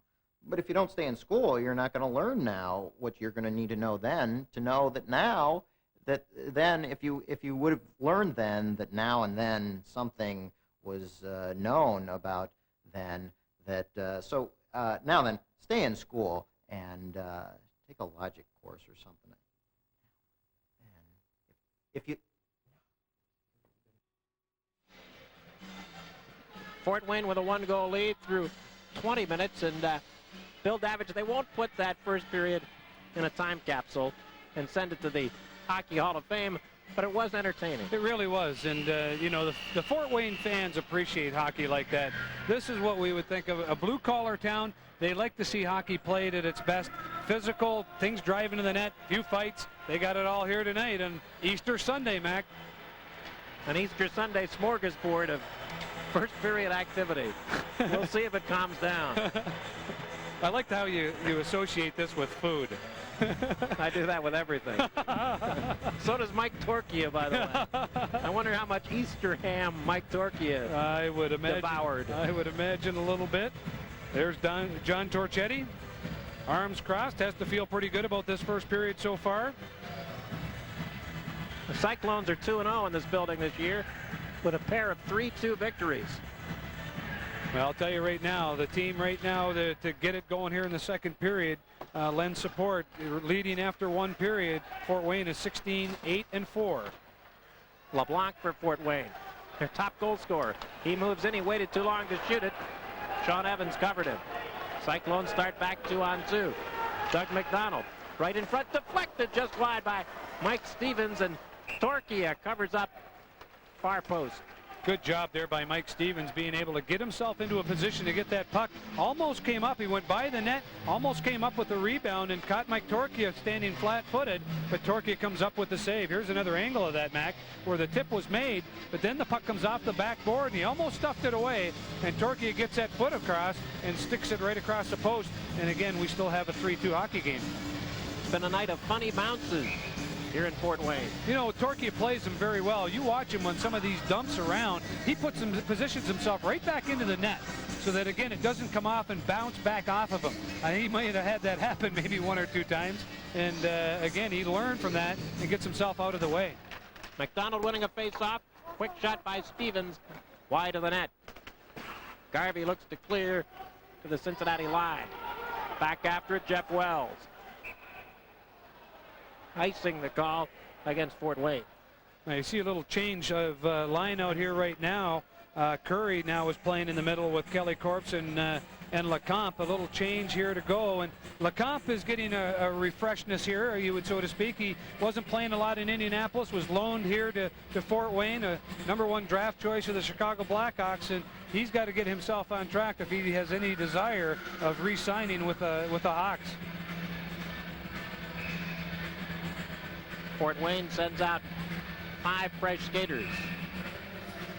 Now you see the line 2 out here. Ron Smith doing a little bit of a juggling act. He's got Dougie McDonald in between Stevens and Duncanson. Donnie Biggs usually is in that spot, but a little change of pace here. Get the heart started a little bit. Face off in the Komet zone. Doug McDonald kicked out. Duncanson will have to take the draw. Now, Dunky played a lot of that in junior hockey. No talking to him. You'll hear the interview the second period. Played a little bit of center back in his junior days. Jeff Wells deep in the corner. Pinned on the boards. Dug out by Stevens. Stevens corralled by Davidson. McDonald holds it in. McDonald looking to center. Put it in front. Deflected in on goal. Davidson looking to clear. Ran into his own man. Kept in by McDonald. Cross ice on the left. Duncanson. Now McDonald dead in front. Quick shot. Torchia with a save. The rebound. Big and fat in front. Cleared by Fort Wayne. Good opportunity right there down in front of the net, getting the shot on. And Mark Laniel ended up burying one of the Cincinnati forwards. I think it was Mike Stevens on top of Torchia. And no call made. With 18:50 left, we're still playing 5-on-5 hockey. Here's an angle of that, Mac. The shot being taken, and then Laniel just buries, I believe it is Stevens on top of Torchia, but no penalty called, as we mentioned. Quick start to the second period for Cincinnati. And that's what they've got to do. They've got to really get traffic around. Mike Torchia, as big as he is, and the angles that he plays, has got to come out of his net to be able to be successful. And Stevens is really right down there on top of the crease area, not giving Torchia a chance to come out and play that angle. And you see Mike getting a little bit of help by Joe Ernst. You know, you got to keep talking to those officials too. You know, you do it now, you're ahead, and by the third period, you're best of buddies, you might get a break. Now Don Biggs is being administered to by one of the linesmen. Well, he figures Torchia is going to get a little bit. He'll talk to the linesman a little bit. Maybe he'll get a good drop. It's known as equal time. Fort Wayne winning a draw. Comped wing to wing for Garvey, stolen by Castleman. Now Biggs shoots it back on defense. Eric Dandino. Dandino starts up, gives off to his defense partner McLeod. Cyclones down to 5 defense. Corey Mullen got the game misconduct. Yeah, it shouldn't hurt Cincinnati at all. They've done that a lot throughout the course of the year, and I don't think it's going to hurt them. But right now, Fort Wayne coming with what we call a 2-2-3 with a left wing locking, sending 2 guys on the puck carrier, and then the left side or the right side, depending where the puck is, will lock on that winger. A lot of defense being stressed right now. Cyclones dump it in. Biggs back of the net. Around to Eric LeComte of Fort Wayne. Kept in by Dandino. Dumping it far corner. Guy Dupuis there. Taken to the boards by Don Biggs. I'm really impressed with John Torchetti. The job that he's doing right now and being able to get these guys gathered up. You have a 1-0 hockey game last night in Michigan. Again, you got 2 teams that don't score a lot of goals, but here right away in the forecheck that he's utilizing, he's making sure that that third man is back and he's assisting the defense. You can see him here now talking with Liam Garvey, the old Michigan Tech grad. Just again, reassuring him, stand up at that line and do the things that you do best. And he's done a great job.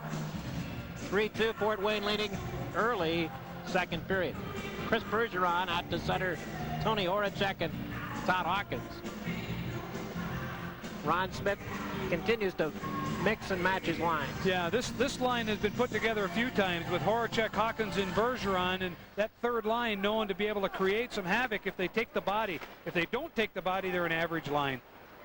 Eric LeComte through center. And on right wing, giving it to Stantz. Backhand shot, good glove stop by Sargent. Well, right there, that's Al Hill's got to be pulling his hair out. One of the things as a defenseman you want done is to be able to stand up. Eric Lecomte comes through the neutral zone, full control of the puck. He curls up just inside the line, and Marcinishin, he's in a position where he's got to come up and take away that gap. Close the gap up, and you can see Ron Smith, he's got a scowl on his face. There's Marcy right there with a bandage across the nose. In fact, that air breathe, I guess it is, to allow him to maybe have a little extra longer shift, maybe. Better known as breathe right. The breathe right. The breathe right strip. Is it a myth or is it a miracle? I don't know. Who knows? I'd like to see some research on that. You know, a little longitudinal study to see what they say. But I know some of the athletes believe in it. I think it's more psychological. You think you're bringing in more air. Yeah. Well, there's a picture right there. He's my favorite on this hockey team, Max, Jean Gagnon. And he's got a Memorial Cup championship to his liking. He's a physical, aggressive defenseman that can also play on the wing and always involved. If Andy Bezeau isn't setting the table for this team, he's the guy right behind him doing it. The IHL's penalty minute leader, Sean Gagnon, played with the Dayton Bombers last year in the ECHL. Both clubs at full and even strength. Here's Hawkins throwing his weight around. Cleared in from center by Horacek. A rough and tumble line out there for Cincinnati with Horacek and Hawkins on the wings. Here's Lecomte now, clearing it for Gagnon. Put it on Shantz's stick. Now Gagnon carries on, and on goal, Sargent there gives for Marcinishin. Marcinishin through center. He'll just dump it in. Cincinnati changing on the move. I had to laugh. Gagnon and Marcinishin were paired up right there, and Gagnon says, come on, keep coming, chicken. And Marcy just dumps it into the corner. Robin Bawa in across. Looked to put it in front. It was deflected in on goal. Somebody got a piece of that. I think it was Dan Currie, and Sargent had to stop it. Yeah, that was a tough save right there. Might have even went off a skate. Currie in across. Wrist shot.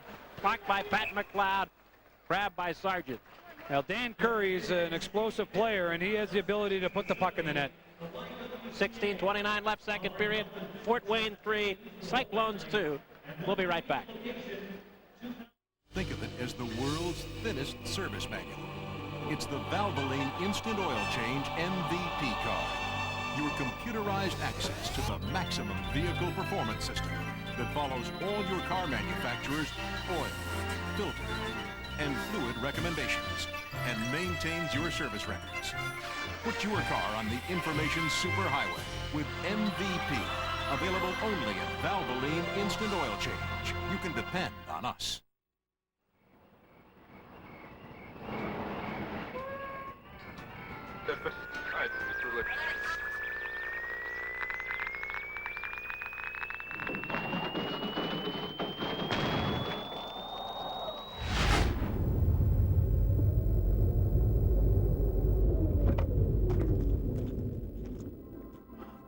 Cool.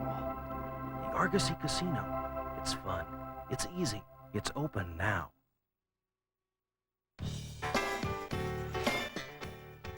This portion of Cincinnati Cyclones hockey is brought to you by Bud Ice, the official beer of the IHL.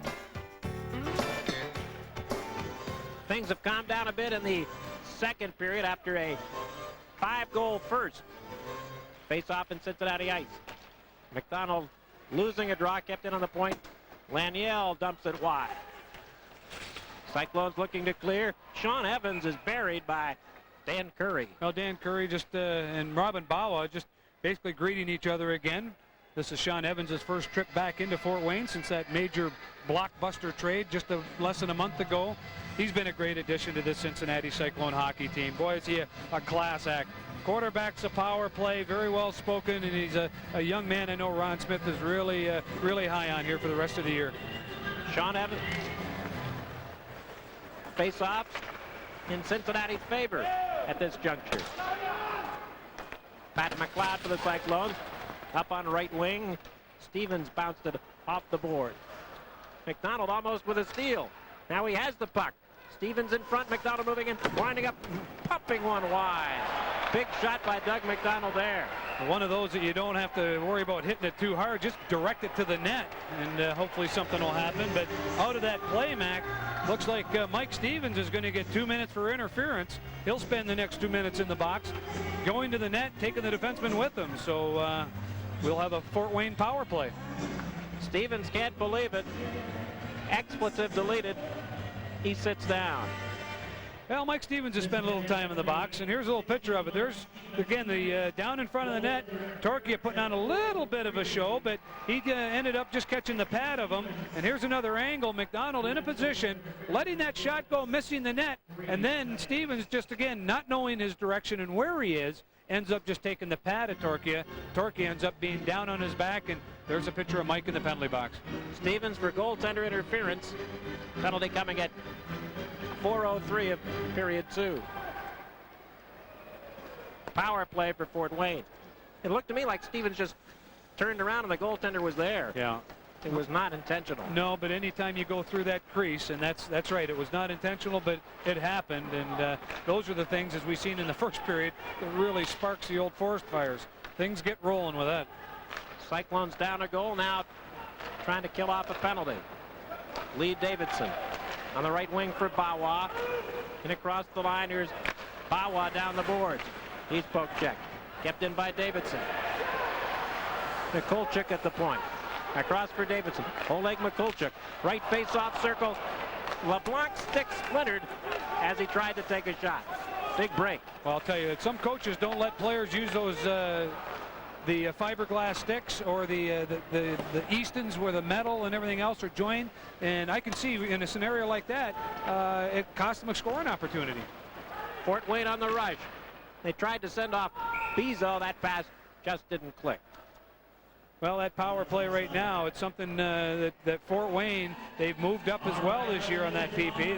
There's the little guy right there that had all the sparks going in the first period. He creates the fracas in this arena, and again, he's a fan favorite. Not a guy that's going to go and score a lot of goals for you, but all you have to do is tap him on the shoulder and send him out, say, go get something started, and he's been known to do it, and we've seen the end result of that in period 1. There's that stick that I talked about, Mac, where basically right down along the blade itself, it just shattered. A wooden stick would probably shatter more up towards the handle. And right now, right down on the heel of that stick, or sometimes where it's joined, they'll end up breaking. That canceled out a good scoring chance for Jean LeBlanc. Well, Cincinnati's got to come out and start to be a little bit more aggressive in their penalty kill. You know, they've done a pretty good job overall, as we've mentioned. From day one, you remember the start of the year, Mac, when they went in the first 14 power plays against them, and they killed them all off. They've also added some shorthanded goals to their favor. They've got 6 shorthanded goals for, and they pride themselves in being able to do a good job out there. A bad spot on the ice near the Fort Wayne goal crease. Well, they do that. Usually you'll see that ice breakaway maybe late in the game when they need a timeout. Right now, it's still 14:51 left in the second period, and spent a little bit of time getting it fixed, and we're ready and back to play. Fort Wayne with 50 seconds left on their second power play. They're 1 for 1 with the man advantage. You see Cincinnati, Mac, always coming after you. A lot of pressure by the initial man, so they've got 3 guys back along that line. And on left wing to Bawa, there's Pat McLeod clearing it all the way down for Cincinnati. And that enables you to, again, just do what you did right there. Stand up at the line. They've got to dump it in and try to gain control. Final rush on this power play for the Komets. Up the right wing, too far for LeBlanc. Good penalty kill for Cincinnati. Yeah, and again, Fort Wayne's power play around 11th in the league right now. Not as spectacular as what Cincinnati's done here lately, but still have the ability to score. Davidson slings it in. Marcinich back of the Cyclones net, stolen by LeBlanc. Cyclones have killed off the penalty. Chance behind the goal. Chance right in front. LeBlanc couldn't settle it. Chance now gives off for Currie. Currie on the near wing board. He's hammered in.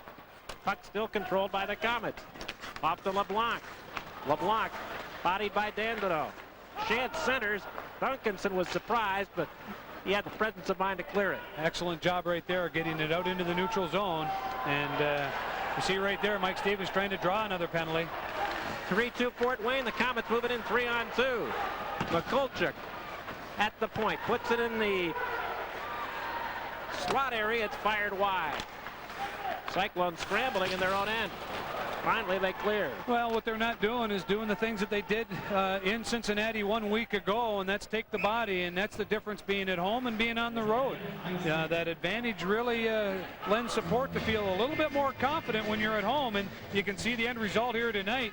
There's a picture of Mark Laniel, the old Cyclone, on his way to the box, and he'll take a little bit of a rest. 13:03 left, second period. Fort Wayne leading 3-2. Time to think about the playoffs. The playoff time. Cyclone fans, order your IHL playoff tickets today. Don't miss any of the playoff action in the Cyclones' quest for the Turner Cup. Order your playoff tickets now by calling Cyclones Ticket Office at 531-PUCK-PUCK. 531-PUCK-PUCK. Cyclones playoff action. Get into it. Boy, I'll tell you, I'm looking forward to it. Mac, how about you? Certainly. 2 weeks left in the regular season. Cyclones have 8 games left, including tonight. Castleman crisscrossing for Biggs. Backhand shot well wide. Right wing board DiPietro. DiPietro outplaying the right side. Stolen at the Cyclone line. Sean Evans avoided a check. And across for DiPietro. Drop pass. Oh, there. geez, what a shot. Cyclones control. Sean Gagnon just leveled Mike Castleman down behind the play. Castleman, just be smart and stay down on the ice. You can see it right now. A little face rub right there. But I don't know if we'll have a replay, but Sean Gagnon behind the play, Mac, and I was watching it as it come into the zone, just leveled him. And Mike Castleman smart enough not to get up and get into it. I think he following some rules and some regulations there by Ron Smith after period 1. 3-2, Fort Wayne leading. We'll take a break on Sports Channel.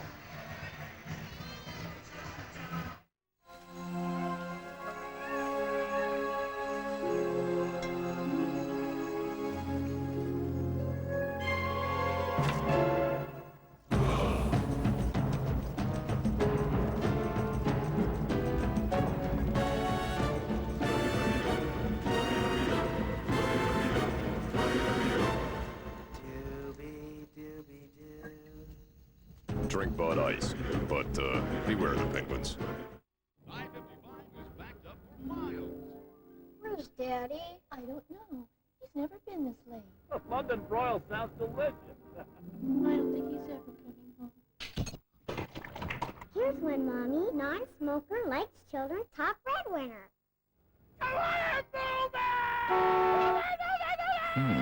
Maybe you could use one. Ameritech Cellular. Get a free Motorola phone and free nights and weekends all year. Ameritech, your link to better communication.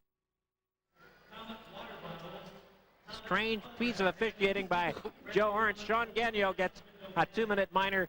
So does Mike Castleman. Well, what did Castleman do? You take a look. Look at this right here. A little left hand right in the face of Castleman, right down in. And this is where linesmen have got to be able to help out. You know, when you go over there and say, listen, this is what I just seen. Even though they can't call a minor penalty, they can certainly add to what just happened. Castleman had no right getting a minor penalty, and we see Gagnon adding to his 419 penalty minutes. He's now at 421, and we're going to have 4-on-4 hockey out here.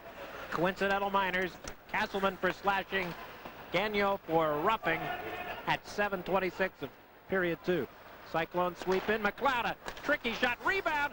Torchia fell in front of that. That was DiPietro in on right wing. Well, DiPietro doing what he does well. He knows where that net is. And again, Mike Torchia coming up, stacking the pads, playing very well, and not allowing a rebound to take place. You see him shaking his head, talking, and here's that play. Patty McLeod getting the shot in, and here comes DiPietro shooting and not giving up much of a rebound. It stays right there in an area where the stick can get it. And here's another great angle of it. That one from behind that. This is as good as it gets. And you see DiPietro right there getting the shot away, and then Torchia coming up with a save. Clones win a face-off. Dandino down the boards. Back of the net, Biggs. Backhand feed across for McLeod. McLeod sends it into DiPietro. DiPietro and Dupuis go in. Now Biggs looking to center. Head escape. Off to DiPietro. Give and go for Biggs. The puck popped loose, kept in by Dandino. They're skating 4-on-4 in front of the goaltenders. Fort Wayne leads it 3-2. Here's Garvey now, picking up speed. Liam Garvey, poke check neatly, comes off to Doug McDonald. Hawkins now for Cincinnati. He'll circle back. A smart play right here. Just going back and dragging a little bit of time. They changed a couple of players. Now they get a chance to reset it up. Cyclones start out. This is Jeff Wells. Wells in on left wing. Drop pass. Doug McDonald, backhand shot. I should say wrist shot. Cleared out toward the blue line. Kept in by Marcinician. Here's McDonald again. McDonald with the puck. Flips it to Marcinician. Tried to cut in front. Finally slipped down the length of the rink by Fort Wayne. A good idea right there by Marcinician, trying to take one extra step towards the net. Not in an area where it's going to be too bad if he does turn it over. So again, they're trying to make strides towards that net and get some people in front of Torchia. Cyclones start out Duncanson. Wing to wing for Wells. A return for Duncanson. Duncanson jets right in. Shooting! Oh, a sprawling save by Torchia. Duncanson took it out of the air and had a great scoring chance now right in front. Evans gave it across to Bergeron. Bergeron is robbed blind by Mike Torchia. I'll tell you right there, that's as good as it gets. Now what Joe Arntz has got to do is you got to sit back and take a look and see what's happening. Because there's a lot of things going on behind the play right now that he has missed in the last little bit. But what an opportunity right there down in front of the net. We'll take a look at this. Here it is. Duncanson coming in with speed, going upstairs on Torchia as he stacked both pads. As it comes back off the glass again, it comes right back out high. And we'll see the puck being moved by Duncanson right back out high again. And notice Evans makes one pass to the backside where Bergeron is, and look at that pad save by Torchia. That's as good as it gets. Mike Torchia robbing Bergeron. Well, here it is. There's that move, and he doesn't miss by much when you take a look at that angle going upstairs. And Torchia, as big as he is, down on his side, stacks the pads. Good second effort here by Duncanson to get the puck, and then Evans hits and or takes a look at Bergeron back door, and what a great save there by Torchia. Penalties upcoming after this fracas in front of the net. Looks like the Cyclones will net some power play. What we've got, I think you may be right. Things are getting crowded in the Komets side of the penalty box. Well, you see Sean Gagnon right there. And Bezeau, he's sitting back. He's his regular spot. He's probably got his initials carved in the back of the box there. Sergei Stas also off. Well, he gave Bergeron the shot. You've seen Bergeron's helmet go back. And so they'll get that extra minor. Cincinnati will be on the 4-on-3 power play. And people, let's watch this puck movement if they get an opportunity. Double minor for Sergei Stas. Single minor for Bergeron. Cyclones with the power play. My mistake. I thought it was going to be 4-on-3, Mac, but it is 5-on-4 power play here. And as we mentioned, Cincinnati 4th in the league, almost 18% here. Sean Evans ahead on the left. Comes off for McLeod and across the line. McLeod moving in, pumping a shot. Torchia with a save. Well, it's been total domination as far as shots on goal. 20-6 in favor of the Cincinnati Cyclones. And we're halfway through at 10:07 left in the second period. And Mike Torchia has been the major difference here tonight, Mac. And here's an angle of that shot right there. Puck comes up. Pat McLeod in a very familiar spot near the circle, coming in from his defensive position, getting a shot on, but Torchia not giving up that rebound. That's what really Josh Sargent has done very well for Cincinnati. Mike Torchia right there does an excellent job. McLeod scored 2 goals Friday against the Michigan K-Wings at the Gardens. Well, Pat McLeod, he's got 4 goals and 7 assists. He's 6 penalty minutes with this hockey team. He's played 33 games. He came in at Christmas time. He's been a welcome addition for the team. Cyclones' third power play. They're 0 for 2.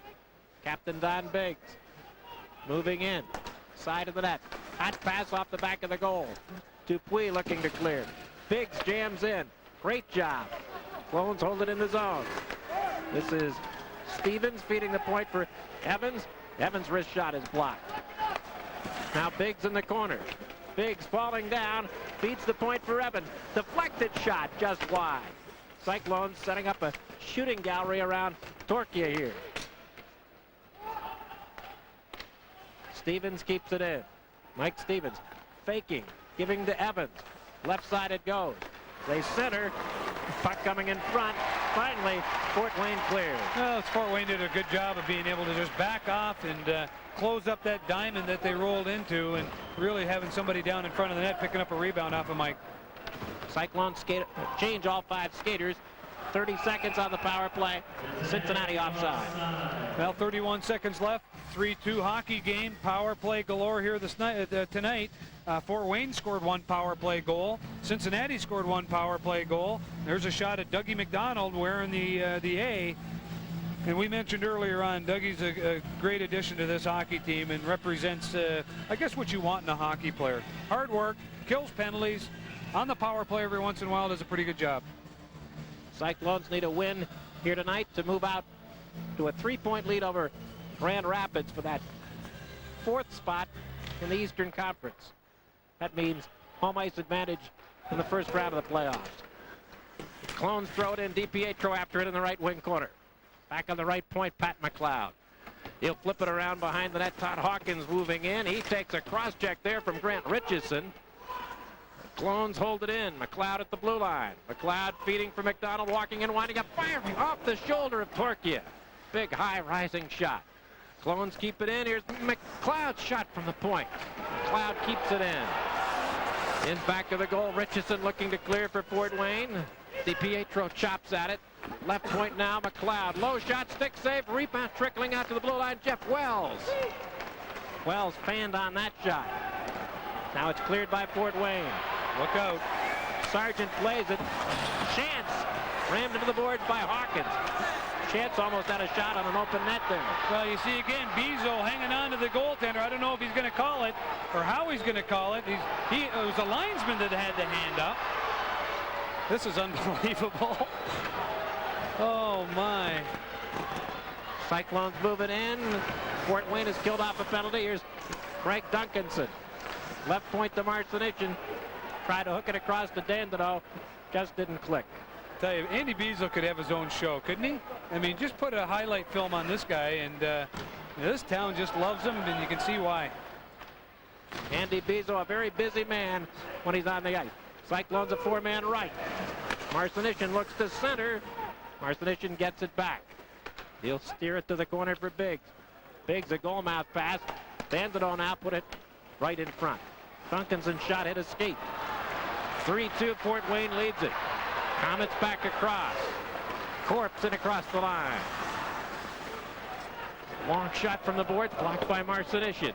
Marcinician looking to clear, but LeBlanc stole it. LeBlanc tried to move in front of the net. Eric Dandino clears it. Head for Stevens, now out to center ice.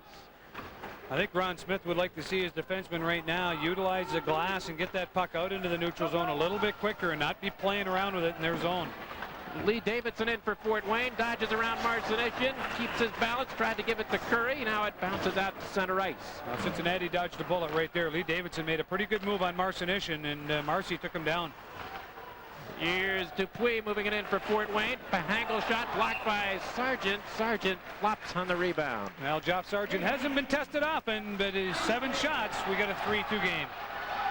We'll be right back on. We'll stay here. We've got a fight going along the boards.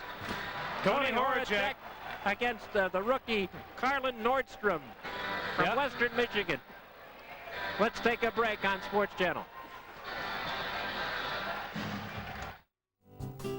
Building a better life takes a lot of extra effort, not to mention the right set of tools. And no organization knows this better than Habitat for Humanity and the Ohio Casualty Group. By donating funds and labor to Habitat through our Extra Effort program, Ohio Casualty is helping others build better lives. Habitat calls it a hand up, not a handout. And we like that. Because at Ohio Casualty, extra effort is our policy. When you're looking for value and people who care, come see us at Kroger, we'll always be there. Count on us. For selection, you can count on the price. Count on us. For the people, you don't have to think twice. For the value and service you have in mind, you can count on us. Every time, count on us. You can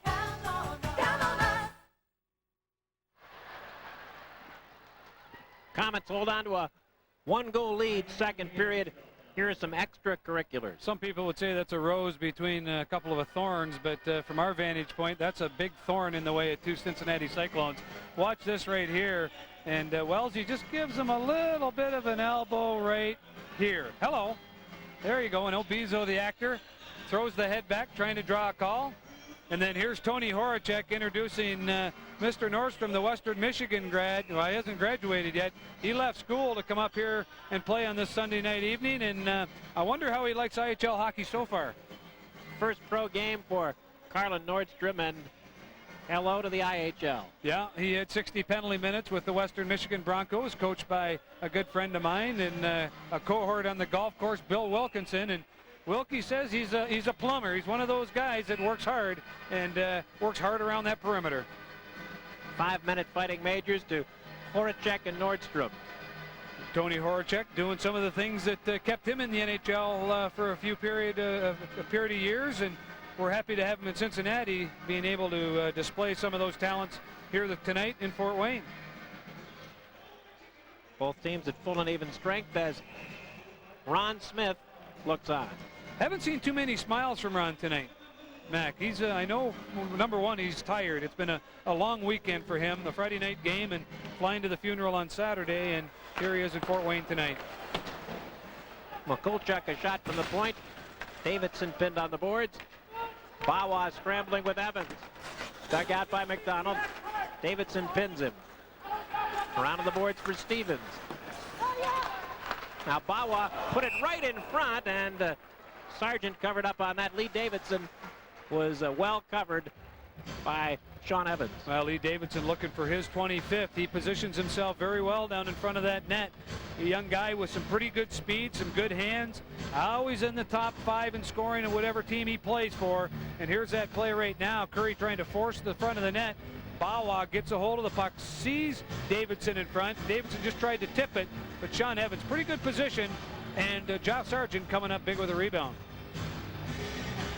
Davidson and McDonald on the draw. McDonald cleverly kicked it back to Sean Evans. Cyclones start out. Duncanson rams it off the boards. Hawkins there, chopping away. They call icing. Should be against Cincinnati. I think it's a two-line pass. So it'd be just inside the blue line from where that pass originated. There's Sean Evans. Good interview there, Mac, between the first and second periods. And young guy that has been welcomed to Cincinnati with open arms with a 5-point performance here this weekend. Doing an excellent job on the power play and very, very steady as well as in the defensive core. Second intermission, we'll talk with left wing Craig Duncanson, the other former Comet. Yes, Sudbury, Ontario native, and in fact the town that is up there, we talked about some small towns, Walden, Ontario, just outside of Sudbury. Duncanson and Davidson on the faceoff. Laniel from the point. Low shot, good stick save by Sargent. Laniel has already scored 1 goal tonight. Laniel again keeps it in. Sargent back of the net. Around to the far wing. McDonald ridden off the play.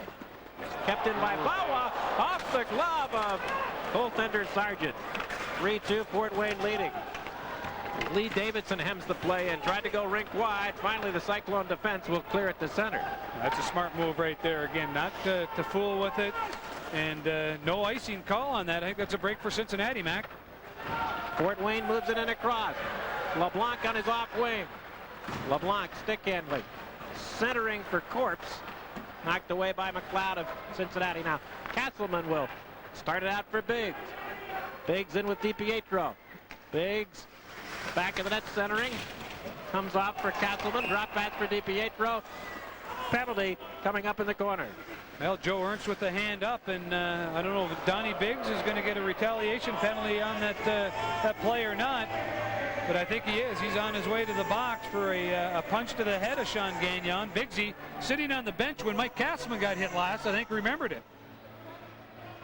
So Biggs will go off. Fort Wayne nets the power play. Well, that's a roll of the captain. You know, no matter how big the little terrier there, he seen Mike Castleman get a beating, and he decided he was going to pay Gagne on one of his own, and he'll spend the next 2 minutes in the box as payback. 205 straight games for Ironman Don Biggs, the longest current streak in the IHL. And what great chemistry, adding Mike Stevens and Craig Duncanson back with Biggs.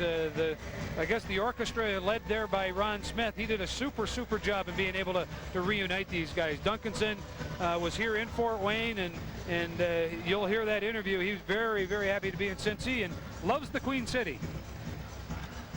Cyclones still with a chance for a 100-point season. It would be their 4th straight. That would be an IHL record. And how many years in existence, Mac? 5. 5, baby. Yes. To get 100 points or to keep that hope alive, they've got to win here tonight at Fort Wayne. Mikulchuk walked in on right wing, broken up by Hawkins of Cincinnati. Out to center, lead Davidson. Power play for Fort Wayne. The Komets have scored 1 power play goal. Davidson headmanning for LeBlanc, deflected in offside.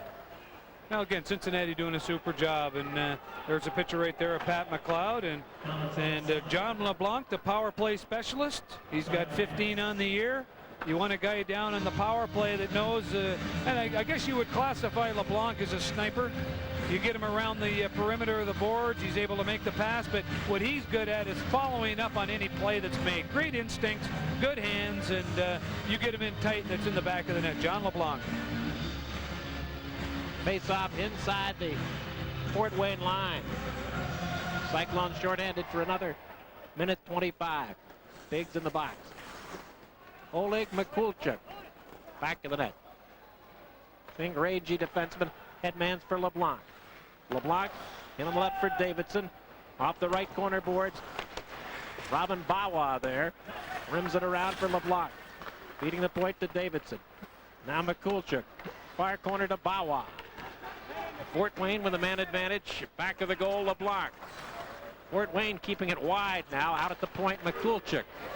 He will give it along the half boards for LeBlanc. His shot is blocked and shot behind by Jeff Wells.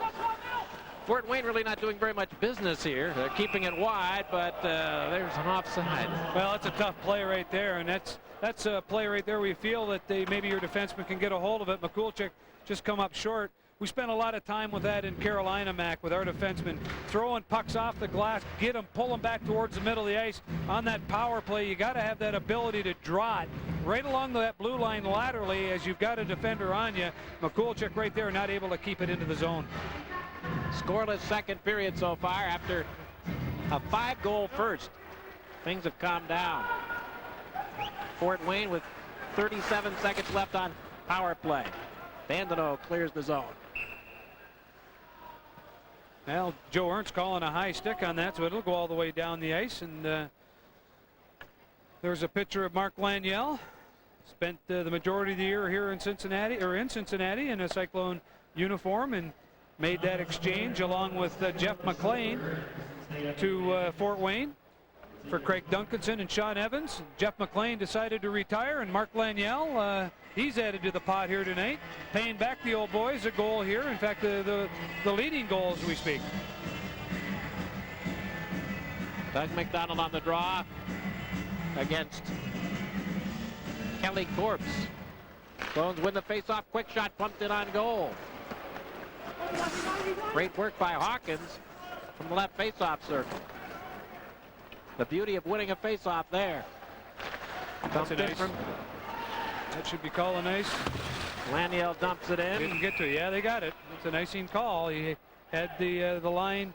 He was about 3 or 4 feet from that center red line, and a good call on behalf of the linesman. Sometimes you worry about that if they'll make that call. Very seldom do they not. There's a shot of John Torchia. Things calm down a little bit. Working that gum over a little shot of water. Talk to the linesman, talk to the defenseman. Don't ever have to worry about having nothing to say from this guy. He can really get him going. He's had good success at the lower minor league level. Well, the Franke family here in Fort Wayne really like what he's doing. When he came in right away, they were 0-12, and he turned it around. In their first 11 games, they were 9-2. And again, just because he wears those emotions on his shirt sleeves, he stood him up and took notice. No question about that. Sean Evans' shot is smothered from the point after DiPietro won another draw. Fort Wayne still with 4 seconds of power play time. Davidson sweeping in on right wing. He's poked. Jack Biggs is back on. The Cyclones have killed off the penalty. Currie behind the net. Stick check. Cyclones counter back. 3-on-2 if they hurry. Castleman brings it in offside. Well, Mike Castleman pulled the puck to his backhand side, and as he made the pass over to Biggsy, it just went off, and Biggsy was ahead of the play. Let's take a break. Fort Wayne leads it 3-2.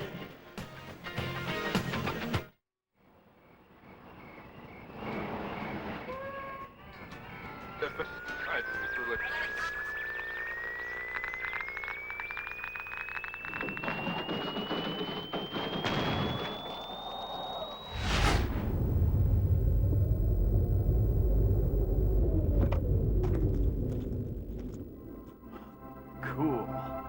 The Argosy Casino. It's fun. It's easy. It's open now. I'll tell you, the thing is, you're going to look back at high school one day and think, boy, if only I knew then what I know now. But if you don't stay in school, you're not going to learn now what you're going to need to know then, to know that now, that then, if you would have learned then that now and then something was known about then, that, now then, stay in school and take a logic course or something. And if you... Komets lead it by a goal late second period. We got a heck of a hockey game, Mac. You know, right now 3-2 hockey game. Cyclones dominating shots on goal, 24-11. A lot of things happen in this rink tonight. The second period's been kind of quelled a little, but Cincinnati, they're going to have to fight back if they want to win this hockey game in Fort Wayne tonight. Cyclones have won the bulk of the faceoffs.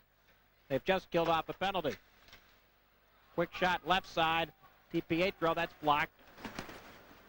Gagnon trying to clear it for Fort Wayne. Kelly Corpse now. The young centerman can't get it out. Corpse finally fights the puck to center. Stolen by Castleman of Cincinnati. And on the right for DiPietro. Sweeps it in front, nobody there. You hear the fans kind of hoping that it would have been an offside, and they let the official know that they might have missed one. Puck into the Fort Wayne zone with 2:09 left second period. Komets up 3-2. Andy Bezeau, number 13, headmanning for Corpse. Fort Wayne wants a change on the move. Cyclones start back. Stevenson on right wing. Puts on the brakes, tried to drop it for Duncanson. Now held in by Doug McDonald. Down the boards it goes, centering for Stevens. Stevens slips it to McDonald at the blue line. Eric Dandino. Dandino tied up by Bezeau. Bezeau picked his pocket. Now he'll headman for Brian Shantz. Shantz is stick checked by Dandino there. Shantz will center, but the slot was well covered by Pat McLeod. You know, 3-2, if you think of the game in the tennis, that third game either side here, you know, you get the third goal on behalf of Cincinnati, they're in the game. If they get the fourth goal in Fort Wayne, you know what that brings about. You got to climb uphill and see what you can do. Komets lead by 1 with the puck. Eric LeComte heavily into the boards by Pat McLeod. They keep it in, though. Here's LeComte, tied up by McLeod. Oh, great job right there, keeping everything again towards the perimeter and taking the body inside that line. And looks like Eric LeComte is going to be going off for 2 minutes. I didn't see the call, Mac, and what it was, but hopefully the replay will maybe bring that back for us. But here it is right here coming across the line. LeComte with some speed, and McLeod doing a good job of being able to take the body. And you see the old headlock in there kind of holding Pat McLeod back from making the play. And you can, again, it's a good call. And Cincinnati here, 1:05 left. That's what the doctor ordered right now, a little power play action. Cyclones with a man advantage. They've been shut out so far on the power play. Roughing against Eric LeComte. I'm not a lip reader, but we won't get into it. It was probably in French, Mac. Knowing Eric. Cyclones with a man advantage. 1 minute to play. period 2. Komets lead at 3-2. Way up the right side, too far for Biggs. Drifting into the Fort Wayne zone. Laniel cuts dangerously in front of his own net and slings it into the crowd. Well, the power play out there again, the rejuvenation of Donnie Biggs, Mike Stevens, Craig Duncanson on the point of the power play, Mike Kessman and McLeod. You know, Sean Evans, if just maybe saving him or what, but Sean Evans and Pat McLeod have usually been back there. Cyclones using a hybrid power play unit. 4 forwards, only 1 defenseman. We haven't seen Cam Stewart since the first period. No, we haven't. He blocked that shot. We haven't. I haven't even checked the bench, but I don't even see him down on the bench, Mac. So let's hope that Cam Stewart's all right. Robin Bawa tries to clear. Great leaping play by McLeod to keep it in momentarily, but Fort Wayne finally clears the zone. Here's McLeod for Cincinnati. Ed Manning for Duncanson. Rink wide for Castleman. Now McLeod on the left and across for Stevens. Stolen away by Robin Bawa. Partial breakaway. Winding up and ripping a shot wide from 50 feet. Well, good effort there by Bawa, getting the puck turned over at the offensive blue line. A real no-no on the power play, but again, Bawa not a skilled guy, misses the net.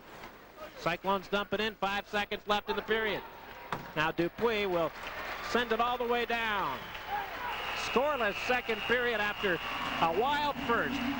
Well, it's the third game in 3 nights, and you can see the boys a little bit tired, a little bit lackadaisical. Not a lot of hitting, but again, a game where both teams...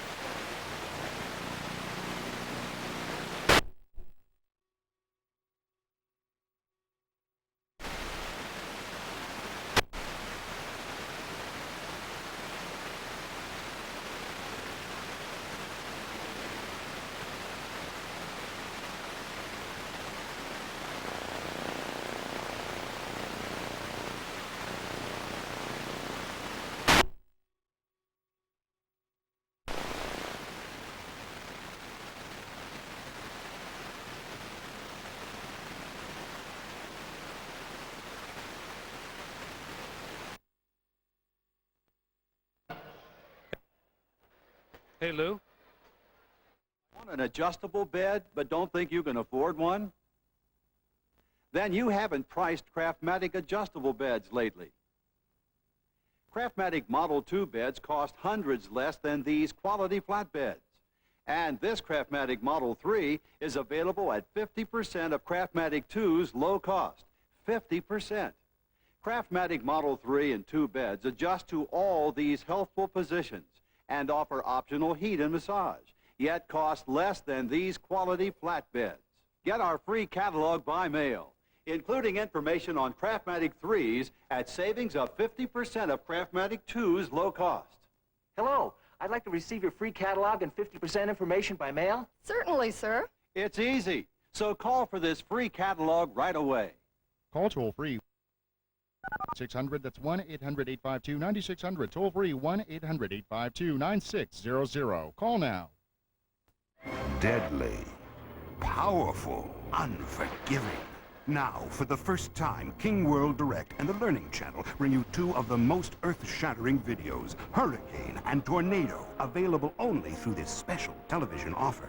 You'll see the most violent natural disasters on Earth. Experience the force of nature's fury. Watch people run for their lives from the terror of the storm. These riveting programs will keep you on the edge of your seat. Satisfaction guaranteed. Call this toll-free number now to get Hurricane and Tornado for only $19.95. Order now with your credit card and you'll also receive Lightning absolutely free. That's right. All 3 heart-pounding programs are yours for only $19.95. So call now. For rush delivery, get your credit card ready and call 1-800-625-3939. That's 1-800-625-3939, or send your check or money order to the address on your screen. Call now. Fort Wayne nursing a 1-goal lead here in their own building on this Sunday night. 3-2 Komets over the Cyclones. Bill Davidson had a chance to talk to new Cyclones left wing Craig Duncanson before the game. We're between periods with Craig Duncanson, newly acquired winger. He's got to be happy about being in the Cincinnati Cyclones jersey. Dunk, welcome to the Cincinnati Cyclones. Thank you very much. It's been a good move for me. Really has. I know that last year playing in Orlando, you had a taste of success. Now that you're with the Cincinnati Cyclones, they're on their way again with a playoff berth. What's your feelings about being here in Cincinnati? Well, it was really an unfortunate situation in Fort Wayne here. We'd battled hard with a lot of young kids, and things really haven't been going that well. They're still struggling to make a playoff spot. And it's just been a breath of fresh air, reunited with some players and coaches that I'd played for before in the Ranger organization. I've been really happy. I think we have a very experienced team, a lot of character people, and it's been fun to play again. Well, you talk about reuniting. You really have to be happy. You'd mentioned about the acquaintances of Donnie Biggs and Mike Stevens. It's been a godsend for Ron Smith. Well, things have worked out fairly well right now. I think we're capable of producing enough offense and being responsible defensively to help the club. But I feel the same way about all three lines we have right now, and the steady core we have on defense. It's been a real joy to play with such experience and guys that carry themselves so well. Where do you see this team going, Craig? I know that you had a taste last year in Orlando, and you had a pretty good year, and now you see a team that has the chance and has the ability. What do you think?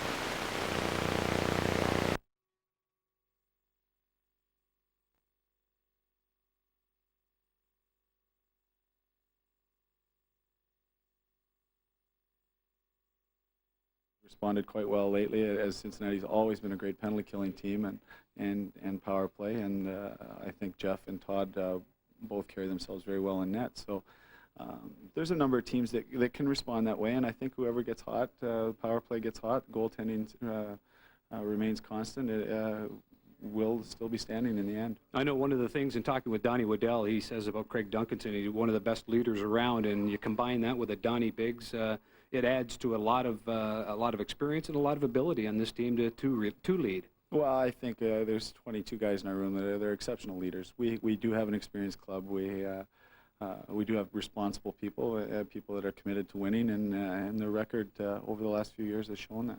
How about the power play? What is one of your roles? I know with Biggs, he's played with pretty well everybody, but Craig, now you're back with Don Biggs. What's your role on that power play when you and Stevens and Biggs are combined together? I don't know if it's any different than their role. Maintain possession, occupy some space in front of the net, and we have the addition of Sean Evans helps. Sean sees the ice very well. If I can occupy one of their guys and take up some room in front of the net, there's more room to move the puck around. And I think basically that's a role I can try and help out in. And lastly, it's Easter weekend. How's your feeling of Cincinnati and a home to you now? Well, yeah, we're in the transition of moving. I had to spend Easter here with my wife and my little girl, but it's certainly been refreshing to come to Cincinnati, and we look forward to a long spring of hockey and hopefully a bright future. Well, I know that things will go well. Good luck with the playoffs. I know things will be successful for you, and hopefully we'll see you back in here again. Okay, thanks very much. Have a good game, Craig. We'll take it upstairs here for the next period. We apologize for any technical difficulties you're experiencing. We're well aware of the transmission problems. We are working on them assiduously. They will be solved, hopefully. Fort Wayne leads it 3-2 after 40 minutes. We'll be right back on Sports Channel. When you're looking for value and people who care, come see us at Kroger. We'll always be there. Count on us. For selection, you can count on the price. Count on us. For the people, you don't have to think twice. For the value and service you have in mind, you can count on us every time. Count on us. You can count on us. Count on us.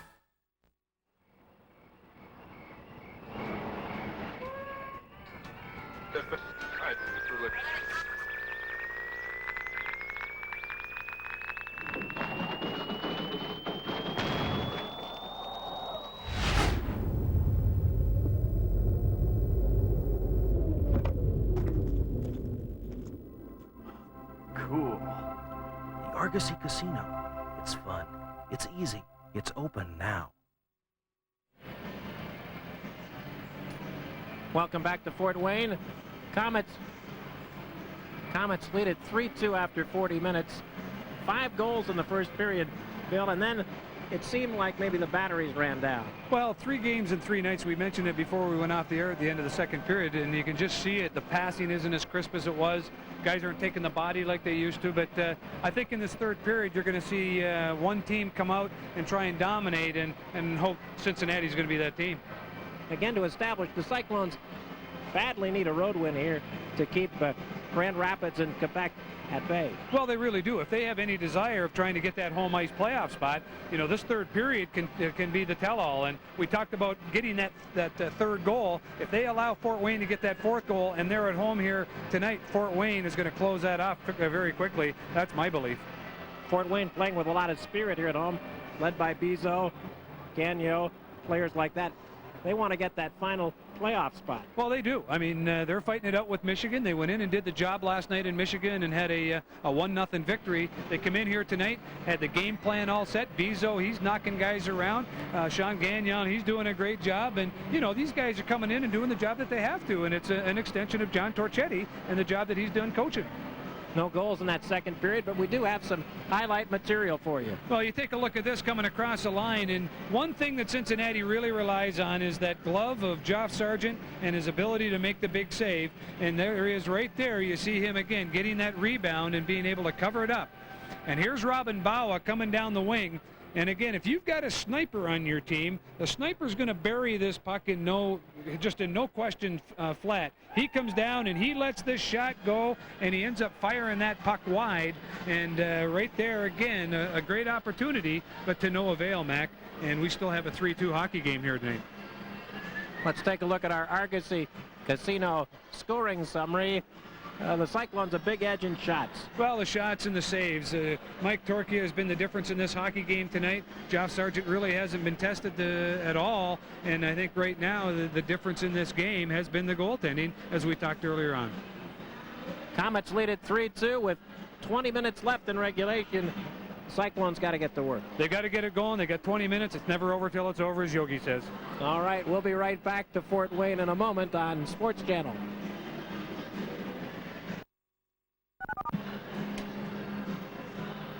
Sit down now.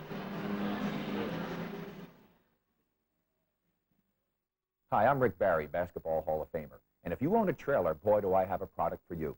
It's the Pro Hitch. It's going to revolutionize the towing industry, and it's also going to make your life a lot simpler when hooking up your trailer. Why? Because with the Pro Hitch, all you have to do is back up reasonably close to the trailer. The Pro Hitch extends, it swivels, you pull forward, it aligns itself, you back up, it locks in, and you're ready to go. It's that simple. And the beauty about the Pro Hitch is that it simply replaces your existing hitch. There are no accessories or extra parts to buy. So don't be an amateur. Get a Pro Hitch. Make your life simpler. Here's how to order yours. Pro Hitch is Class 3 and 4 rated, fits all 2-inch receivers, is made in USA, and has a lifetime warranty. Order your Pro Hitch today for 3 easy payments of $33.33 plus shipping and handling, and save $50 off the retail price.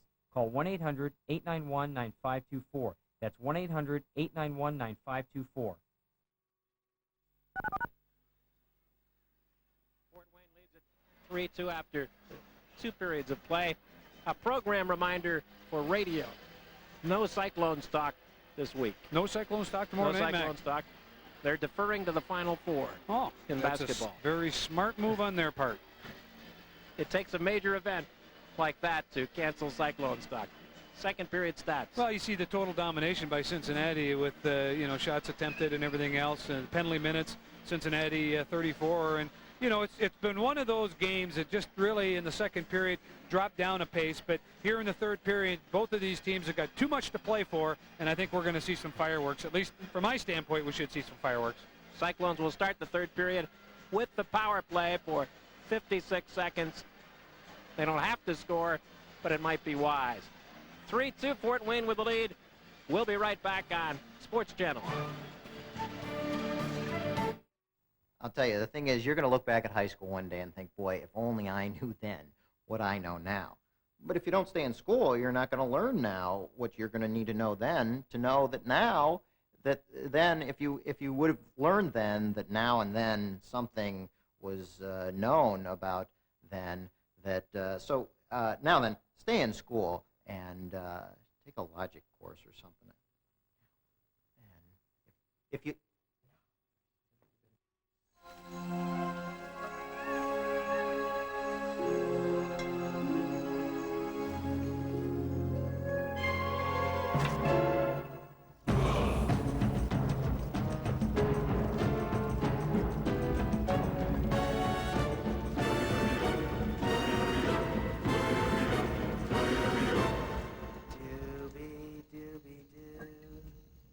Drink Bud Ice, but beware the penguins. Hi, I'm Jim LeBlanc here at Rentke Markets, where I've asked customers what they like about the Rentke Preferred Customer Card. Well, the best thing about having a preferred customer card from Remke's is the fact that it stretches your dollars as far as buying your groceries each week. I like being recognized and rewarded for being a faithful customer. You get automatic check approval with the card. And you also don't have to mess with coupons. Stop in and pick up your free Rentke card today.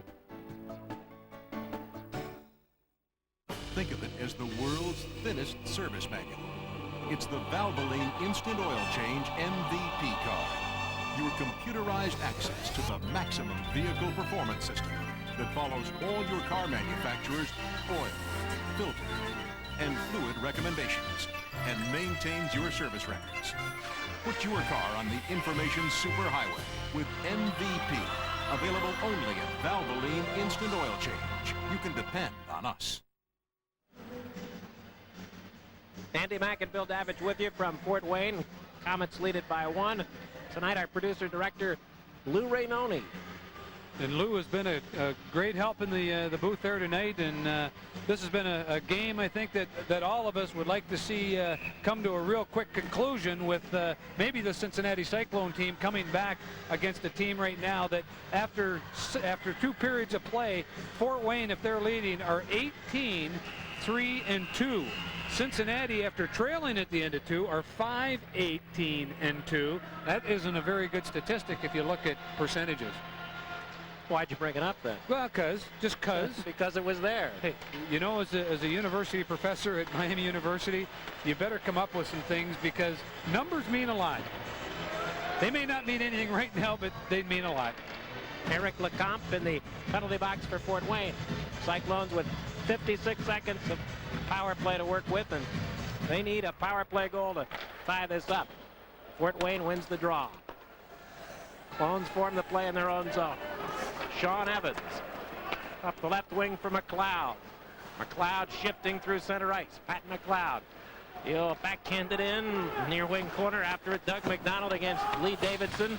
The Cyclones try to feed the point, but the puck slides out to center. Here's Robin Bawa in on right wing. Bawa down the boards. Bad angle shot right through the goal crease. Clones break out though. DiPietro to Sean Evans. Evans steers it in. After it's behind the net, it's DiPietro. Castleman joins the fray there. Up comes Doug McDonald to keep it in, and Fort Wayne clears the zone again. Now Fort Wayne did a very good job of pressuring Cincinnati right there at the line and came up with a puck. Cyclones moving in almost onside. DiPietro just failed to get out of the zone. Yeah, just as Mike Castleman was getting ready to crank it up, he had both cylinders ready to go, and talking to the linesman, wants to know who was offside, and he's giving them both barrels as well. Not a happy camper, Mike Castleman, but he'll go to the bench. There's 5 seconds left on this power play. A 3-2 hockey game. Cincinnati has to create some offense if they have any desire of winning this game tonight. Cyclones trailing by a goal. They need to win this one to take 2 out of 3 on the weekend. They won against Michigan. They lost 5-1 yesterday in Indianapolis. Fort Wayne has killed off the penalty. Cyclones in their own zone. Dandino Bezeau picked it off. Andy Bezeau circling. Wrist shot blocked on defense. Centered in front, they score! Andy Bezeau made the play, stealing a pass, but now Fort Wayne has a 4-2 lead. Well, it's not exactly what you want to have happen if you have plans on winning a hockey game, as I mentioned. But Andy Bezeau has enabled himself to come across the line, and as he fires it across in front of the net, it looked like maybe Kelly Corpse might have picked it up, but Bezeau was the orchestra leader on that. Bezeau here has a hold of the puck, and as he gets down near the face-off circle, he forces it, and then from behind the net forces it out. One of those, maybe Joff Sargent could have had a stick on, but I think Kelly Corp buries that puck. We got a 4-2 hockey game. Here's sixth of the season, number 47, Kelly Corpse does get credit for the goal. Bezeau on the big assist. Cyclones right back in, now trailing 4-2. Well, Kelly Corpse, haven't heard a lot from him lately. He's a guy that comes out and kills penalties, but right there he picks up his 6th goal of the season, and that's a big goal for this Fort Wayne team. You've got the fans back involved, and it's a goal you don't want to have happen early, and it happened, and now Cincinnati's going to have to turn it up a notch. Cyclones misfire on early third period power play. Then Fort Wayne picks off a clearing pass, a turnover by the defense. Bezeau makes a great play. Well, that's right. You got to keep the puck out of the middle of the ice, and if you took a look where that pass was intercepted inside the line, it was coming through the middle of the ice to the boards, and again, that miscue just cost Cincinnati, but still plenty of time left. This team has got a lot of character, and with both of these teams, anytime that you're down, you're not going to see them quit. They're going to keep it going, but it just makes that ladder a lot longer to climb, no question. Biggs wins the draw. Danzano right in on the net. The rebound got by Biggs. Biggs tried to put it into the slot. Marcinician up from defense. Now it's cleared by Bawa. Bawa stripped of the puck. In center, Lee Davidson. He'll fire it off the glass, up and out of play.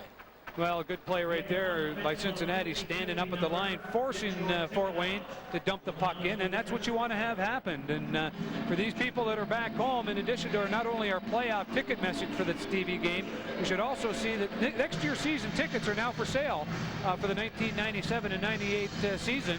Purchase your tickets now for the best seats and the best savings, because they're moving to a brand new home at the Crown. Season ticket prices are the same price as they are this year, so join the Cyclones in their home, the Crown, and get the best seats available. Order your tickets at 531-PUCK, Mac. Quite a deal, Bill. You get a better building, and you pay the same price. You can't beat it, I'll tell you. I'm looking forward to going down there and being part of that facility. It's kind of exciting. 4-2, Fort Wayne with the lead. Komets score early here in the third period. Right in across the line, chance. Backhand shot through the goal crease. Laniel keeps the puck in. Rims it behind. Hawkins will chop it down the length of the rink. Corpse scoring that 4th goal from Bezeau at 1:07. And again, you mentioned it, Mac. It was from a turnover, and there's a picture of Sean Gagnon. We talk about players that really get things going, and he had a penalty against Mike Castleman that, if you're talking about an even trade to the penalty box, that was one error in the second period. Gagnon and Castleman both went off 2 minutes for roughing, and there's a Cincinnati bench that has to get things going with 17:50 left here in the third if they've got any desire at all of reaching that 100-point plateau. Cyclones need a lucky bounce. A misplay by the goaltender Torchia. Something of that ilk. Trailing by 2 goals in the third period on the road. McDonald wins a clean faceoff. Evans around on the boards. Puck comes off to Corpse, a low shot. There's Sean Evans dumping a Fort Wayne player. Again, protection down in front of the net. Joff Sargent not allowing a rebound to come out, but Jeff Wells, Sean Evans, guys like that have got to be able to keep the house clean in front of the goaltender. Joff Sargent here catching the first shot, and then Evans being able to knock down his compatriot, making sure that Joff Sargent does not have any problem in holding onto that puck. That was Andy Bezeau buzzing around the net again. Who else, Mac? Number 13 everywhere tonight. He fought well in the first period. He set up the 4th goal here in the third. You know, the last couple of times that Cincinnati's played, you leave the guy alone. Just leave him alone, and nothing happens, and it's a quiet hockey team. Long shot by Castleman. Torchia, glove stop. He'll drop it behind. Laniel for Bezeau. Bezeau up the right boards. Wing to wing for LeBlanc. And across the line, Castleman checking. Counter-attacking DiPietro. Drop pass at the blue line. McDonald's long shot goes wide. Pat McLeod can't hold it in. Right now, not much happening for the Cyclones. Well, right now they look very tired. They're not taking the body. Their forecheck is literally non-existent, and they're just not willing to pay the price. And fatigue does set in, and here they're on the road. McLeod throws it into the zone. Horacek running past Lee Davidson. Puck lying loose. Finally grabbed by Bawa. Fort Wayne's Bawa. In on the right wing over the line. Garvey, a return pass for Bawa. Back checking was Bergeron. Cyclones now throwing some weight around, looking to clear. 4-2 Fort Wayne leads it. We played 3:30 of the third period. There's an offside right there. And Guy Dupuis and Todd Hawkins along the far side just talking to each other. Guy Dupuis, the quarterback of this Fort Wayne defense, has done an excellent job. And 4-2 Komets lead. We'll be right back. Building a better life takes a lot of extra effort, not to mention the right set of tools. And no organization knows this better than Habitat for Humanity and the Ohio Casualty Group. By donating funds and labor to Habitat through our Extra Effort program, Ohio Casualty is helping others build better lives. Habitat calls it a hand up, not a handout. And we like that. Because at Ohio Casualty, extra effort is our policy. I'll tell you, the thing is, you're going to look back at high school one day and think, boy, if only I knew then what I know now. But if you don't stay in school, you're not going to learn now what you're going to need to know then, to know that now, that then, if you would have learned then that now and then something was known about then, that, now then, stay in school and take a logic course or something. And if you...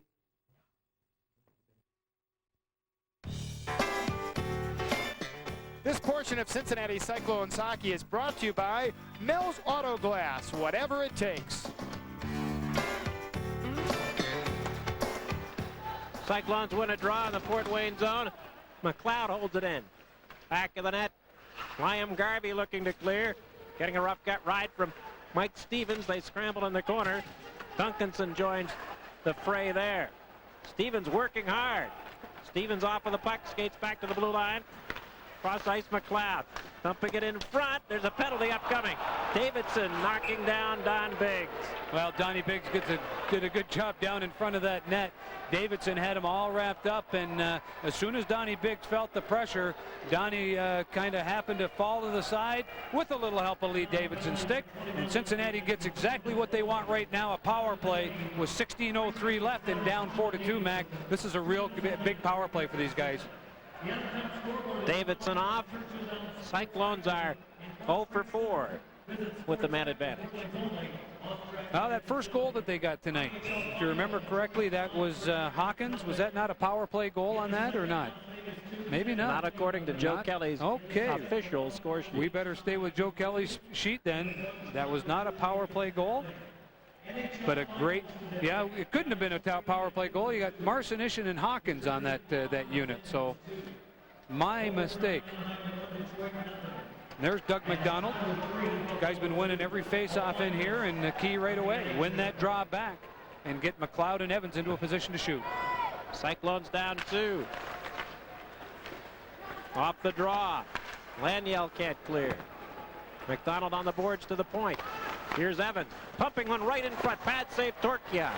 Kept in McLeod, a high shot. Missed the net. Cyclones again shooting from the perimeter. Evans now slides for McLeod. McLeod, McDonald, right face-off circle. He's looking backdoor, coming right in front. DiPietro down to McDonald, off a skate it goes.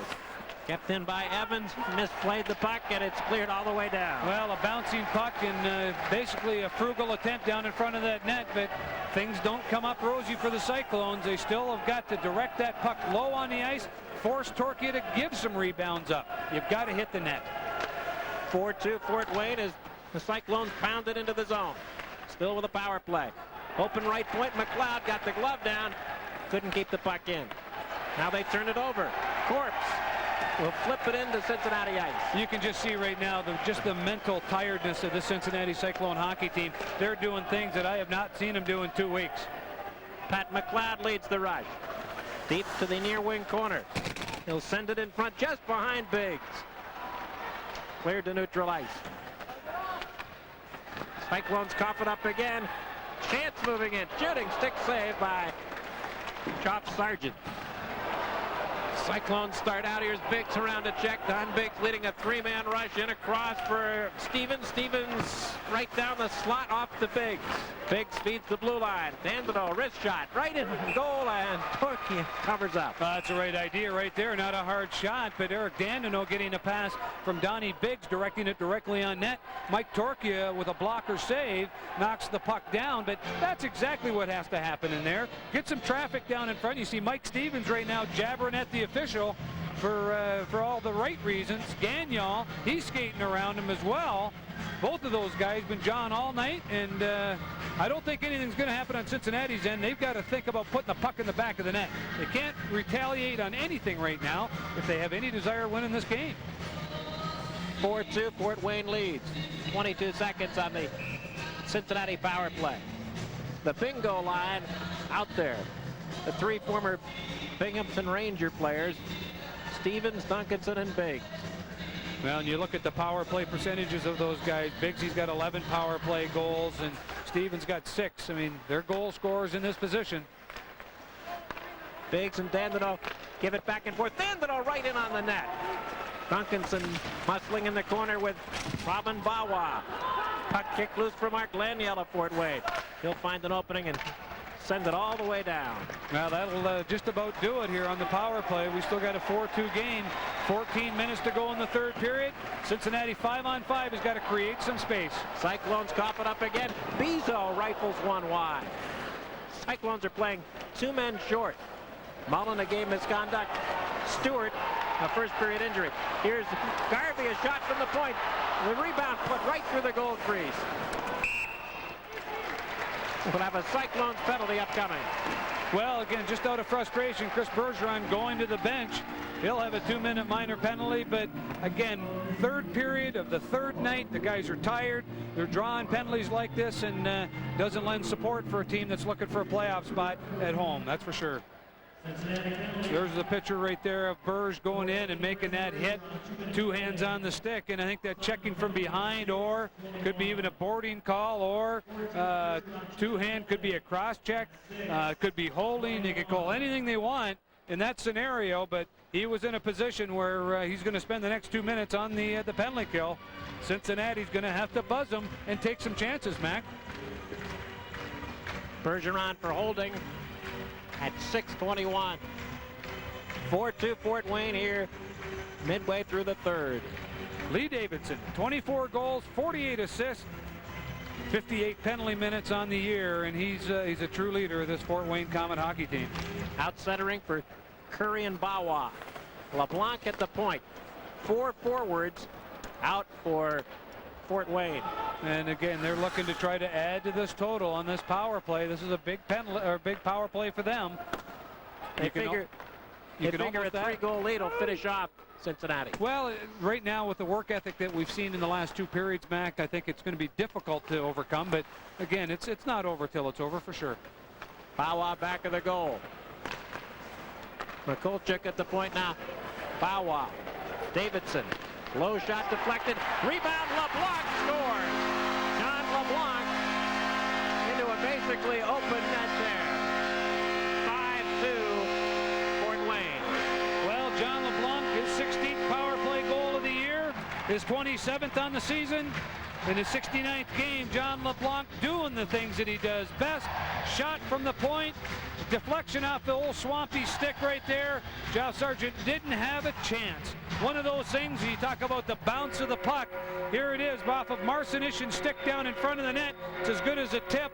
And then LeBlanc able to have an open net. We've got a 5-2 hockey game. We've got a lead. Not impossible to come back on. It's going to be very difficult with a lot of hard work. Fort Wayne has scored 4 unanswered goals. Cyclones had a 2-1 lead midway through the first period.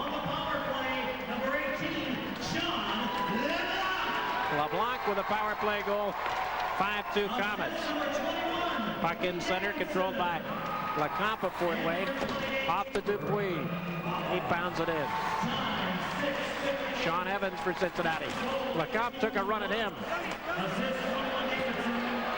Evans trying to cover up back of the goal. Around on the boards for Stevens. Stevens comes out through center.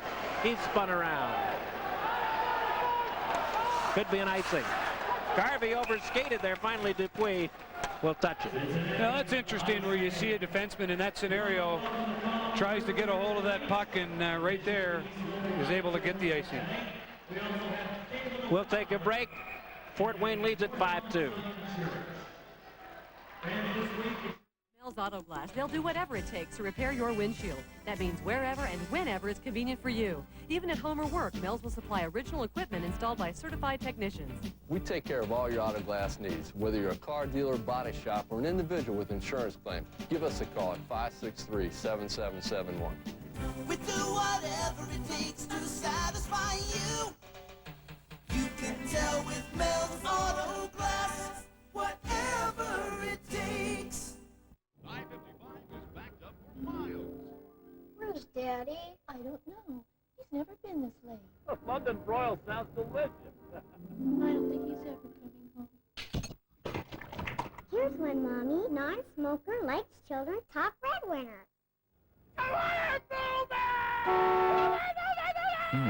Maybe you could use one. Ameritech Cellular. Get a free Motorola phone and free nights and weekends all year. Ameritech, your link to better communication. Cyclones in a tough spot, trailing by 3 on the road. Well, they really are, and somebody's going to have to stand up and take notice out here right away with face-off in your own defensive zone. First of all, win the draw and play hard. Play hard and think about try to take some chances out here right now. Marcinician pounds it around on left wing for Horacek. Horacek through center. Slips it on the right to Wells.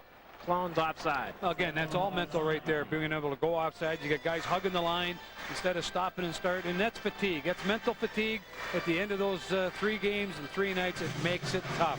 But again, you got to push yourself. It's how bad do you want it? And I know Ron and Al down on the bench right now trying to get a little pep talk, get the boys going a little bit. And still a lot of time. You can score some goals, but you're going to have to take some chances right now to make that happen. Chance wins this draw for Fort Wayne. Deflected to the red line. Wells turns it the other way. Now Hawkins. A long, weak backhander. Torchia sends it to the boards. Up comes Marcinician. The defense pinching in. Now Horacek behind the goal. Centering effort off the back of the net. Cyclones putting on some forechecking pressure here. Percheron out there along with Hawkins and Horacek up front. Well, we got the grinding line, and that's what those 3 guys do. Trying to create something somehow by just a little bit of work, a little bit of effort. Marcinician for Bergeron. Loose puck dumped in by LeBlanc to Fort Wayne. Back of the net, Jeff Wells. Up the middle of the ice. 5-2, Komets lead. Wells slings it off the board. Torchia flagging it down. Leaving for Grant Richardson. Cyclones changing on the move. Puck sliding into the Cincinnati zone. Here's Sean Evans getting a rough ride from Andy Bezeau. He skates right away from him, though. Yeah, Andy gives him a little face rub as he's going into the corner. Just a little introduction back to Fort Wayne, and no harm done.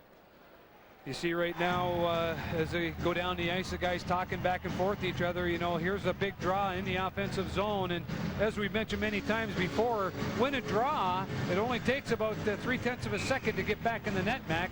And this past week, I've seen more goals off of draws being put away. Maybe we could see one right here.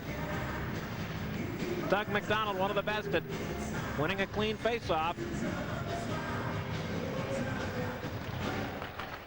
Not this time. Right point, Pat McLeod. In the corner. Now back of the net, Castleman for Cincinnati. Castleman up the boards. He'll try to drop it in the corner. Castleman still controlling, giving it at the blue line. Tipped in toward the goal. Here's Torchia. He can't clear. Kept in by Sean Evans. Now countering back is Sergei Stas. And across the line to Bezeau. The puck lying loose in the Cincinnati end, and Evans put it right through Doug McDonald to the Fort Wayne line. Again, those passes just unable to meet its tape, and that's been the case here in the last 20, 30 minutes of play here between the second and third periods. No tape-to-tape passes and nobody going at it 100 miles an hour. Midway through this third period, Komets lead it 5-2. 3-2 Fort Wayne after one, a scoreless second period. Now 2 unanswered goals for the Komets in the third. Stevens, right corner in the Fort Wayne end. Off for Biggs. Here's Duncanson. Duncanson. He cycles in the corner and looks to feed the point. Duncanson will send it down the boards. Cyclones hemming in the play. Stevens feeds the blue line. Duncanson will slap one off his skate. Goes wide of the net. Currie from Fort Wayne. Currie will flip it at center. You're going to see with 9:45 left here in the third period, that whistle will be in Joe Ernst's pocket unless something really breaks out. It'll be a quiet game from now on. Fort Wayne just going to dump the puck out into the neutral zone as many times as they can.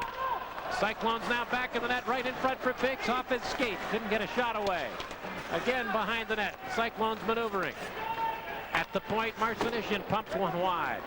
The right wing, Eric Dandino. Dandino behind the goal. Big centering, and now we've got a Fort Wayne penalty upcoming. Dupuis taking out Stevens. Dupuis signaling that Stevens took a dive. Exactly. Guy Dupuis will go off for 2 minutes. And what was kind of interesting prior to that, Mac, was the old Pee Wee play where Greg Duncanson, the old Fort Wayne native, yelled to one of the Fort Wayne players, in that case I believe it was Liam Garvey, to give him the puck, and Garvey, recognizing the voice, didn't see who it was, and Cincinnati almost capitalized.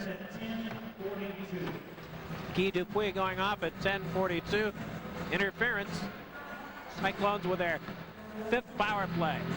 They're 0 for 4. Now Guy Dupuis, not a guy that takes a lot of penalties. He's a mainstay and what you call an offensive type defenseman. Quarterback's a power play, sees the ice well, moves the puck well. We've seen some nice passes from him tonight in this 5-2 hockey game. Cincinnati's turn now to see if they can get themselves on the board with 9:18 left. Clones win a clean draw. McLeod for Evans. Evans banks it behind. Coming right in front, McLeod now. Pat McLeod at the blue line. McLeod slips it on the left. Big shot goes well wide, kept in by Evans. McLeod a one-timer, blocked in front by Chance. McLeod again, blocked again. Torchia grabbed it with a glove. I made it look easy. Looked like old Yogi Berra in his heyday. Stand there and catch the high fastball instead of keeping that thing right down on the ground. Need that puck right down on the ground to create a rebound.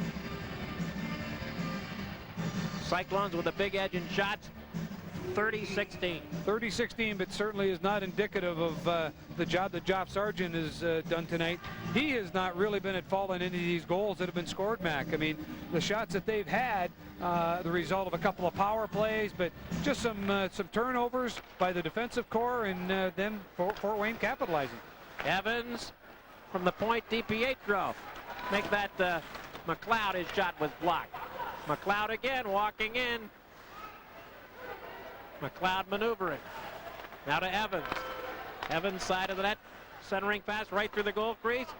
As Castleman tried a pat angle backhander. Kept in by Pat McLeod. McLeod, high slot. Giving off to McDonald. Side of the net. Tried backdoor for Sean Evans. Just didn't click.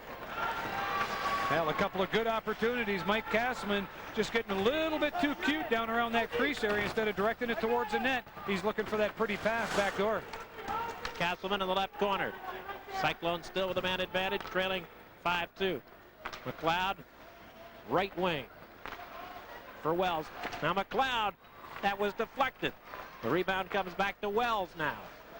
McLeod again, teeing one up. That's blocked in front. Rebound loose and Big steered it wide of the net. Cyclones having the play in, but they can't put it past Torchia. This is Mike Castleman off to Wells. Return for Castleman. Tried to go cross ice. Stolen. See, that's not the Mike Castleman that we know. He's just trying to get too darn cute out there. Instead of getting that puck and blasting it, he's got help down in front of the net. Stevens was down in front of there. And again, they just unable to bury a puck here on that power play. 2 seconds left on the man advantage. Dupuis steps back on.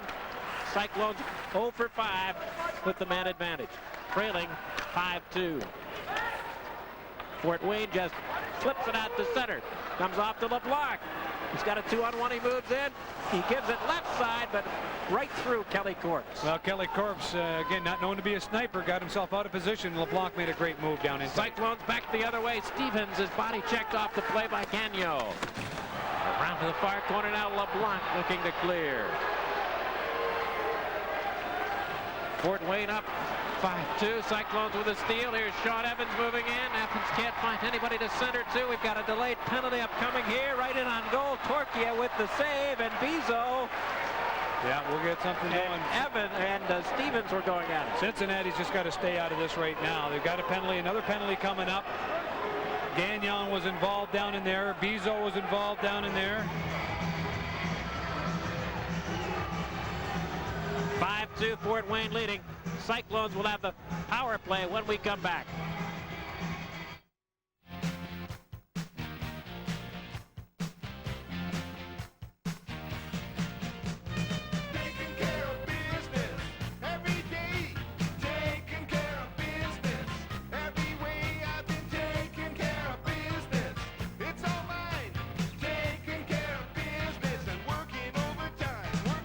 Nobody in America sells more office supplies for less than Office Depot.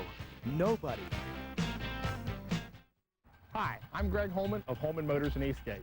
Did you know the Holman family has sold and serviced automobiles for nearly 50 years? Specializing in 4x4 pickup trucks, sport utilities, and conversion vans, Holman Motors is the largest GMC truck outlet in all of Greater Cincinnati. If pre-owned vehicles are your choice, we stock a vast selection of late model cars, sport utilities, and pickups, all reasonably priced. I'll see you at Holman Motors.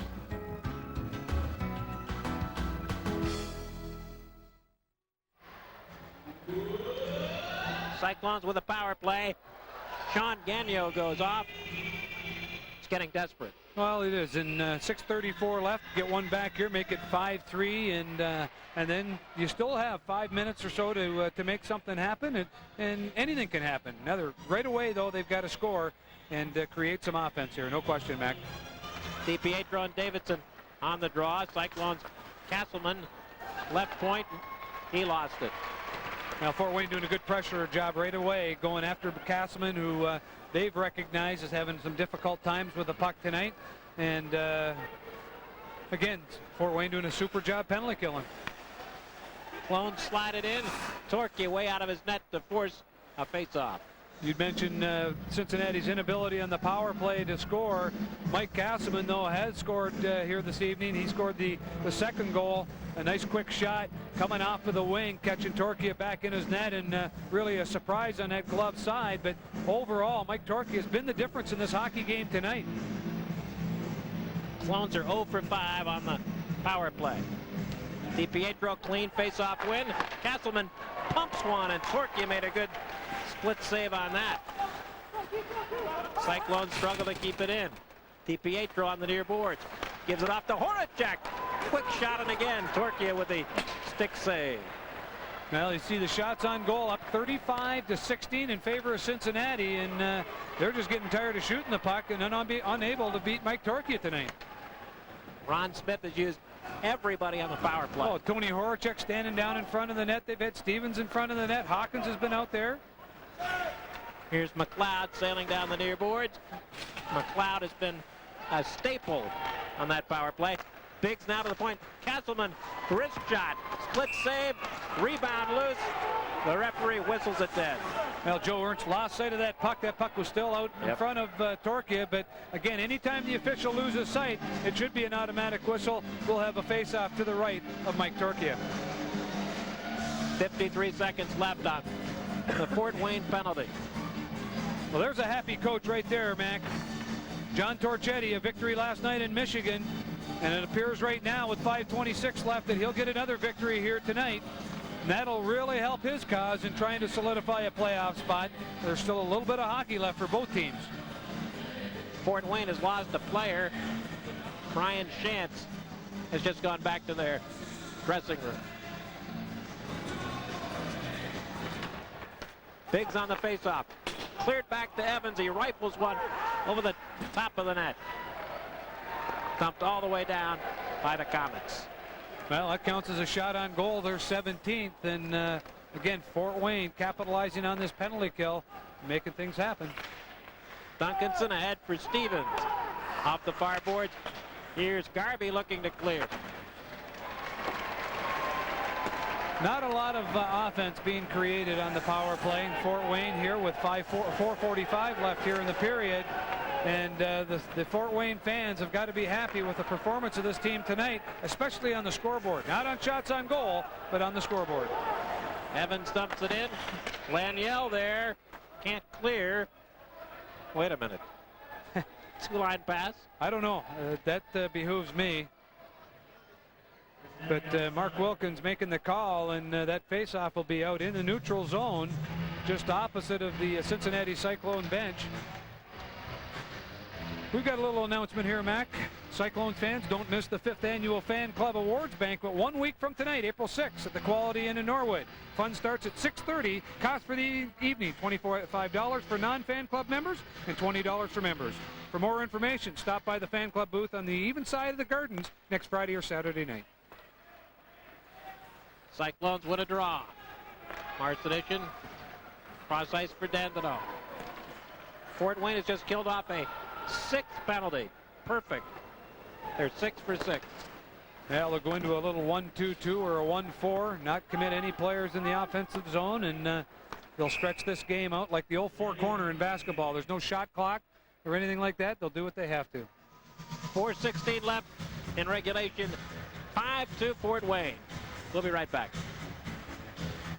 When you're looking for value and people who care, come see us at Kroger. We'll always be there. Count on us. For selection, you can count on the price. Count on us. For the people, you don't have to think twice. For the value and service you have in mind, you can count on us every time.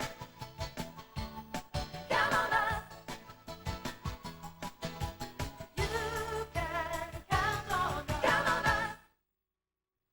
I'll tell you, the thing is, you're going to look back at high school one day and think, boy, if only I knew then what I know now. But if you don't stay in school, you're not going to learn now what you're going to need to know then, to know that now, that then, if you would have learned then that now and then something was known about then, that, now then, stay in school and take a logic course or something. And if you... Cyclones down 3, late 3rd period. You see right now, John Torchetti mixing the lines up a little bit as well. Eric Lecomte out there, and just to see a little different face, putting some different people in different positions. Cyclones turn it over again. Stas with a shot. Stick saved by Sargent. Cyclones have really been sloppy in their own end. Marcinician will force it out to center. Horacek now. Cross ice, stand it all back to Marcinician. Ed Manning pass for Horacek. He almost split the defense there. Horacek, a hard body check. He's still playing hard. It comes off to Hawkins now. Bergeron back in the net. Bergeron, Hawkins, and Horacek making something happen. You know, you figured that Joe Ernst might put the whistle away, but I don't think he wants to have a minor war out here or a small battle. So there's going to be a cross-checking call being made on one of the Fort Wayne Komets, if I'm not mistaken, where Chris Bergeron might have got leveled right back behind the net. Sergei Stas making his way to the penalty box, and if I'm not mistaken, that is a cross-check. And Chris Bergeron was the recipient of that. 7th power play for Cincinnati. The Clones had been so successful with the man advantage until tonight. And that's been their bread and butter, you know, on that power play. Chris Bergeron, here it is right there, where Sergei Stas just basically gives him a two-hander as he's going down. And, you know, that's a tough call right now with 3:35 left. Not in a scoring opportunity or in a situation where it's life-threatening. But, hey, advantage Cincinnati, and they've got themselves another opportunity to get their first power play in the night. Sergei Stas cross-checking. Clones on the power play. Castleman left point. Missed the net. Hawkins back of the goal. He overskates. Kept in by Castleman. Across at the blue line. Pat McLeod gives off for Doug McDonald. McLeod again. Castleman inches in, shoots one wide. Torchia took a seat on the ice. Now they send it in from the point. Hawkins and Torchia exchanging sticks there. Laniel looks to clear. Off the lead, Davidson. He can't get it out. DiPietro, his shot smothered. Bouncing in the slot. Torchia will cover up. Yeah, a little extracurricular activity down there around the net. Todd Hawkins and Mike Torchia kind of having words. Both of them kind of jawing at each other. Hawkins, I think, might have had a stick on top of Torchia, and Torchia made it look like Hawkins was coming after him, but no harm done with that. We got 1:21 left on this power play, 2:56 left here in the third period, and it looks like Fort Wayne is going to walk away, Mac, with a pretty good victory here tonight. This will only be Fort Wayne's 15th home ice win. And that's a rarity. This is a tradition that's gone back 45 years, and there's a guy up in the booth there tonight by the name of Bob Chase that has announced 44 of those years, and he is the godfather of all announcers. You and I both kind of respect a man that's meant a lot to this entire city and to the entire game. No doubt we are the progeny of Bob Chase. He's the Moses of IHL hockey announcers. We are not worthy. Here's a quick shot by Stevens, blocked on defense. Cyclones still with a man advantage. Stevens looks cross ice, now drops it to the goal line. Pat McLeod at the blue line. Clones trailing by 3 late in the game. McLeod right down Broadway. Low shot again. Torchia got a stick on it. Cyclones have 38 shots on the net. McLeod a one-timer deflected wide. Kept in by Stevens now. Hawkins trying to go backdoor. Tipped away out to center. Good play by Mike Torchia there. Any pass coming through the crease area, his responsibility to get a stick on it. Mike Castleman was in a position to get it, but it just, again, tipped away. Frustrating night here in Fort Wayne for the Cyclones. Stevens bowled over. Castleman at the blue line. Late in a power play. Castleman inches in. Gives it for McLeod. Right in on goal. Torchia never saw it coming. Got to start walking from that position too. All the shots are getting, they're out high, but when there's no traffic down in front, Mike has the ability to pick up that play. Cyclones maneuver in. Bergeron, a drop pass for Horacek. Torchia glove save, and he'll clear it himself. Well, the defense isn't around. He's got the ability to do it, and Cincinnati's 39th shot on goal to no avail, and the power play's over. Cyclones trailing by 3. 1:20 to go. Back come the Komets.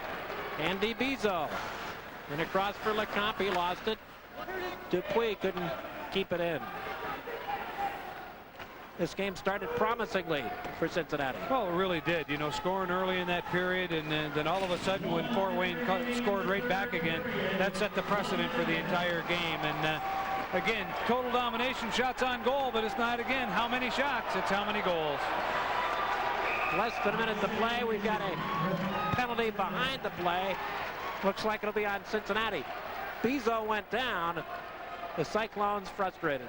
Yep, Cyclones frustrated, and they should be, because number 13, Andy Bezeau, kind of set the table for this game tonight early in that first period when he and Geoff Sargent got locked up, and that really let the Fort Wayne fans get part of it.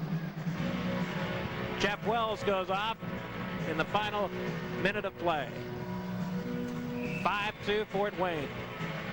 49 seconds left, Mac, and it's been a heartbreaker. It has to be a heartbreaker for the Cincinnati Cyclones. You're on the road for 2 games. You win a big game on Friday night, 8-2. You lose one last night on the road in Indianapolis to a pretty good Indianapolis team. Here's one of the so-called lower teams in the division, and not because they didn't want to play well. You got to give some credit to Fort Wayne. They came out and did the job that they had to, and they set the table right away in period 1. Cyclone short-handed. Gagnon was shot. Rebound stifled by Sargent. That shot hit Marcinician right in the skate boot. Well, that would have been icing on the cake if Bezeau would have scored that goal. Dave Marcinician, just walk away from him now. The game it's history. You've got a week now to concentrate on Houston and Detroit at home next week, and just forget about this tonight, and it's over. It's got to be over. don't get into any extracurricular activities.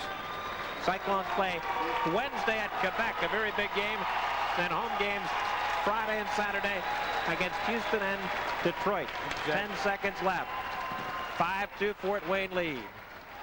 Frustrating trip to the fort for the Clones. You want to believe it. To Quebec on Wednesday night. Failed to mention that, but the 2 home games next week. Tough game tonight for the Cyclones, Mac. Hockey game is over. Fort Wayne wins here on their home ice. 5-2 the final. We'll be right back.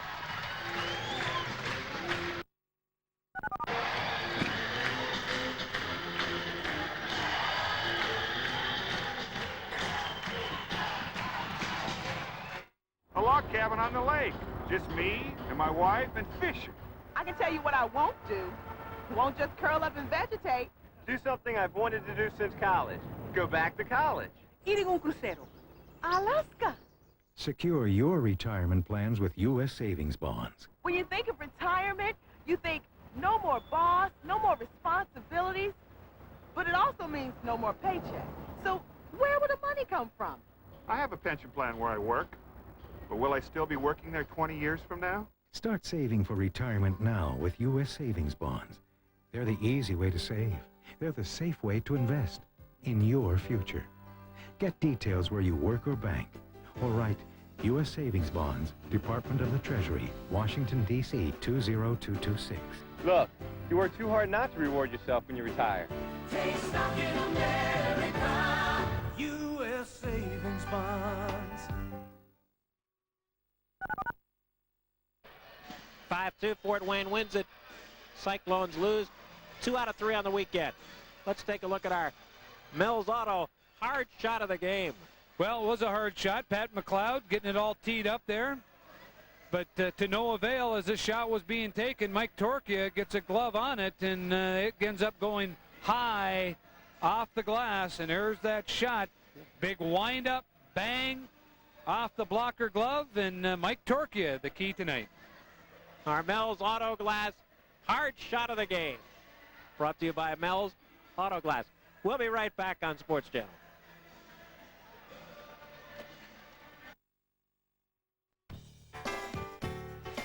Cincinnati Cyclones hockey is brought to you in part by Ameritech, Cincinnati's best cellular and paging team. Office Depot, taking care of business for companies of every size, everywhere, and every day. Ohio Casualty, the Ohio Casualty Group, where extra effort is our policy. Argosy Casino, it's fun, it's easy, it's Argosy. And Valvoline Instant Oil Change, you can depend on us.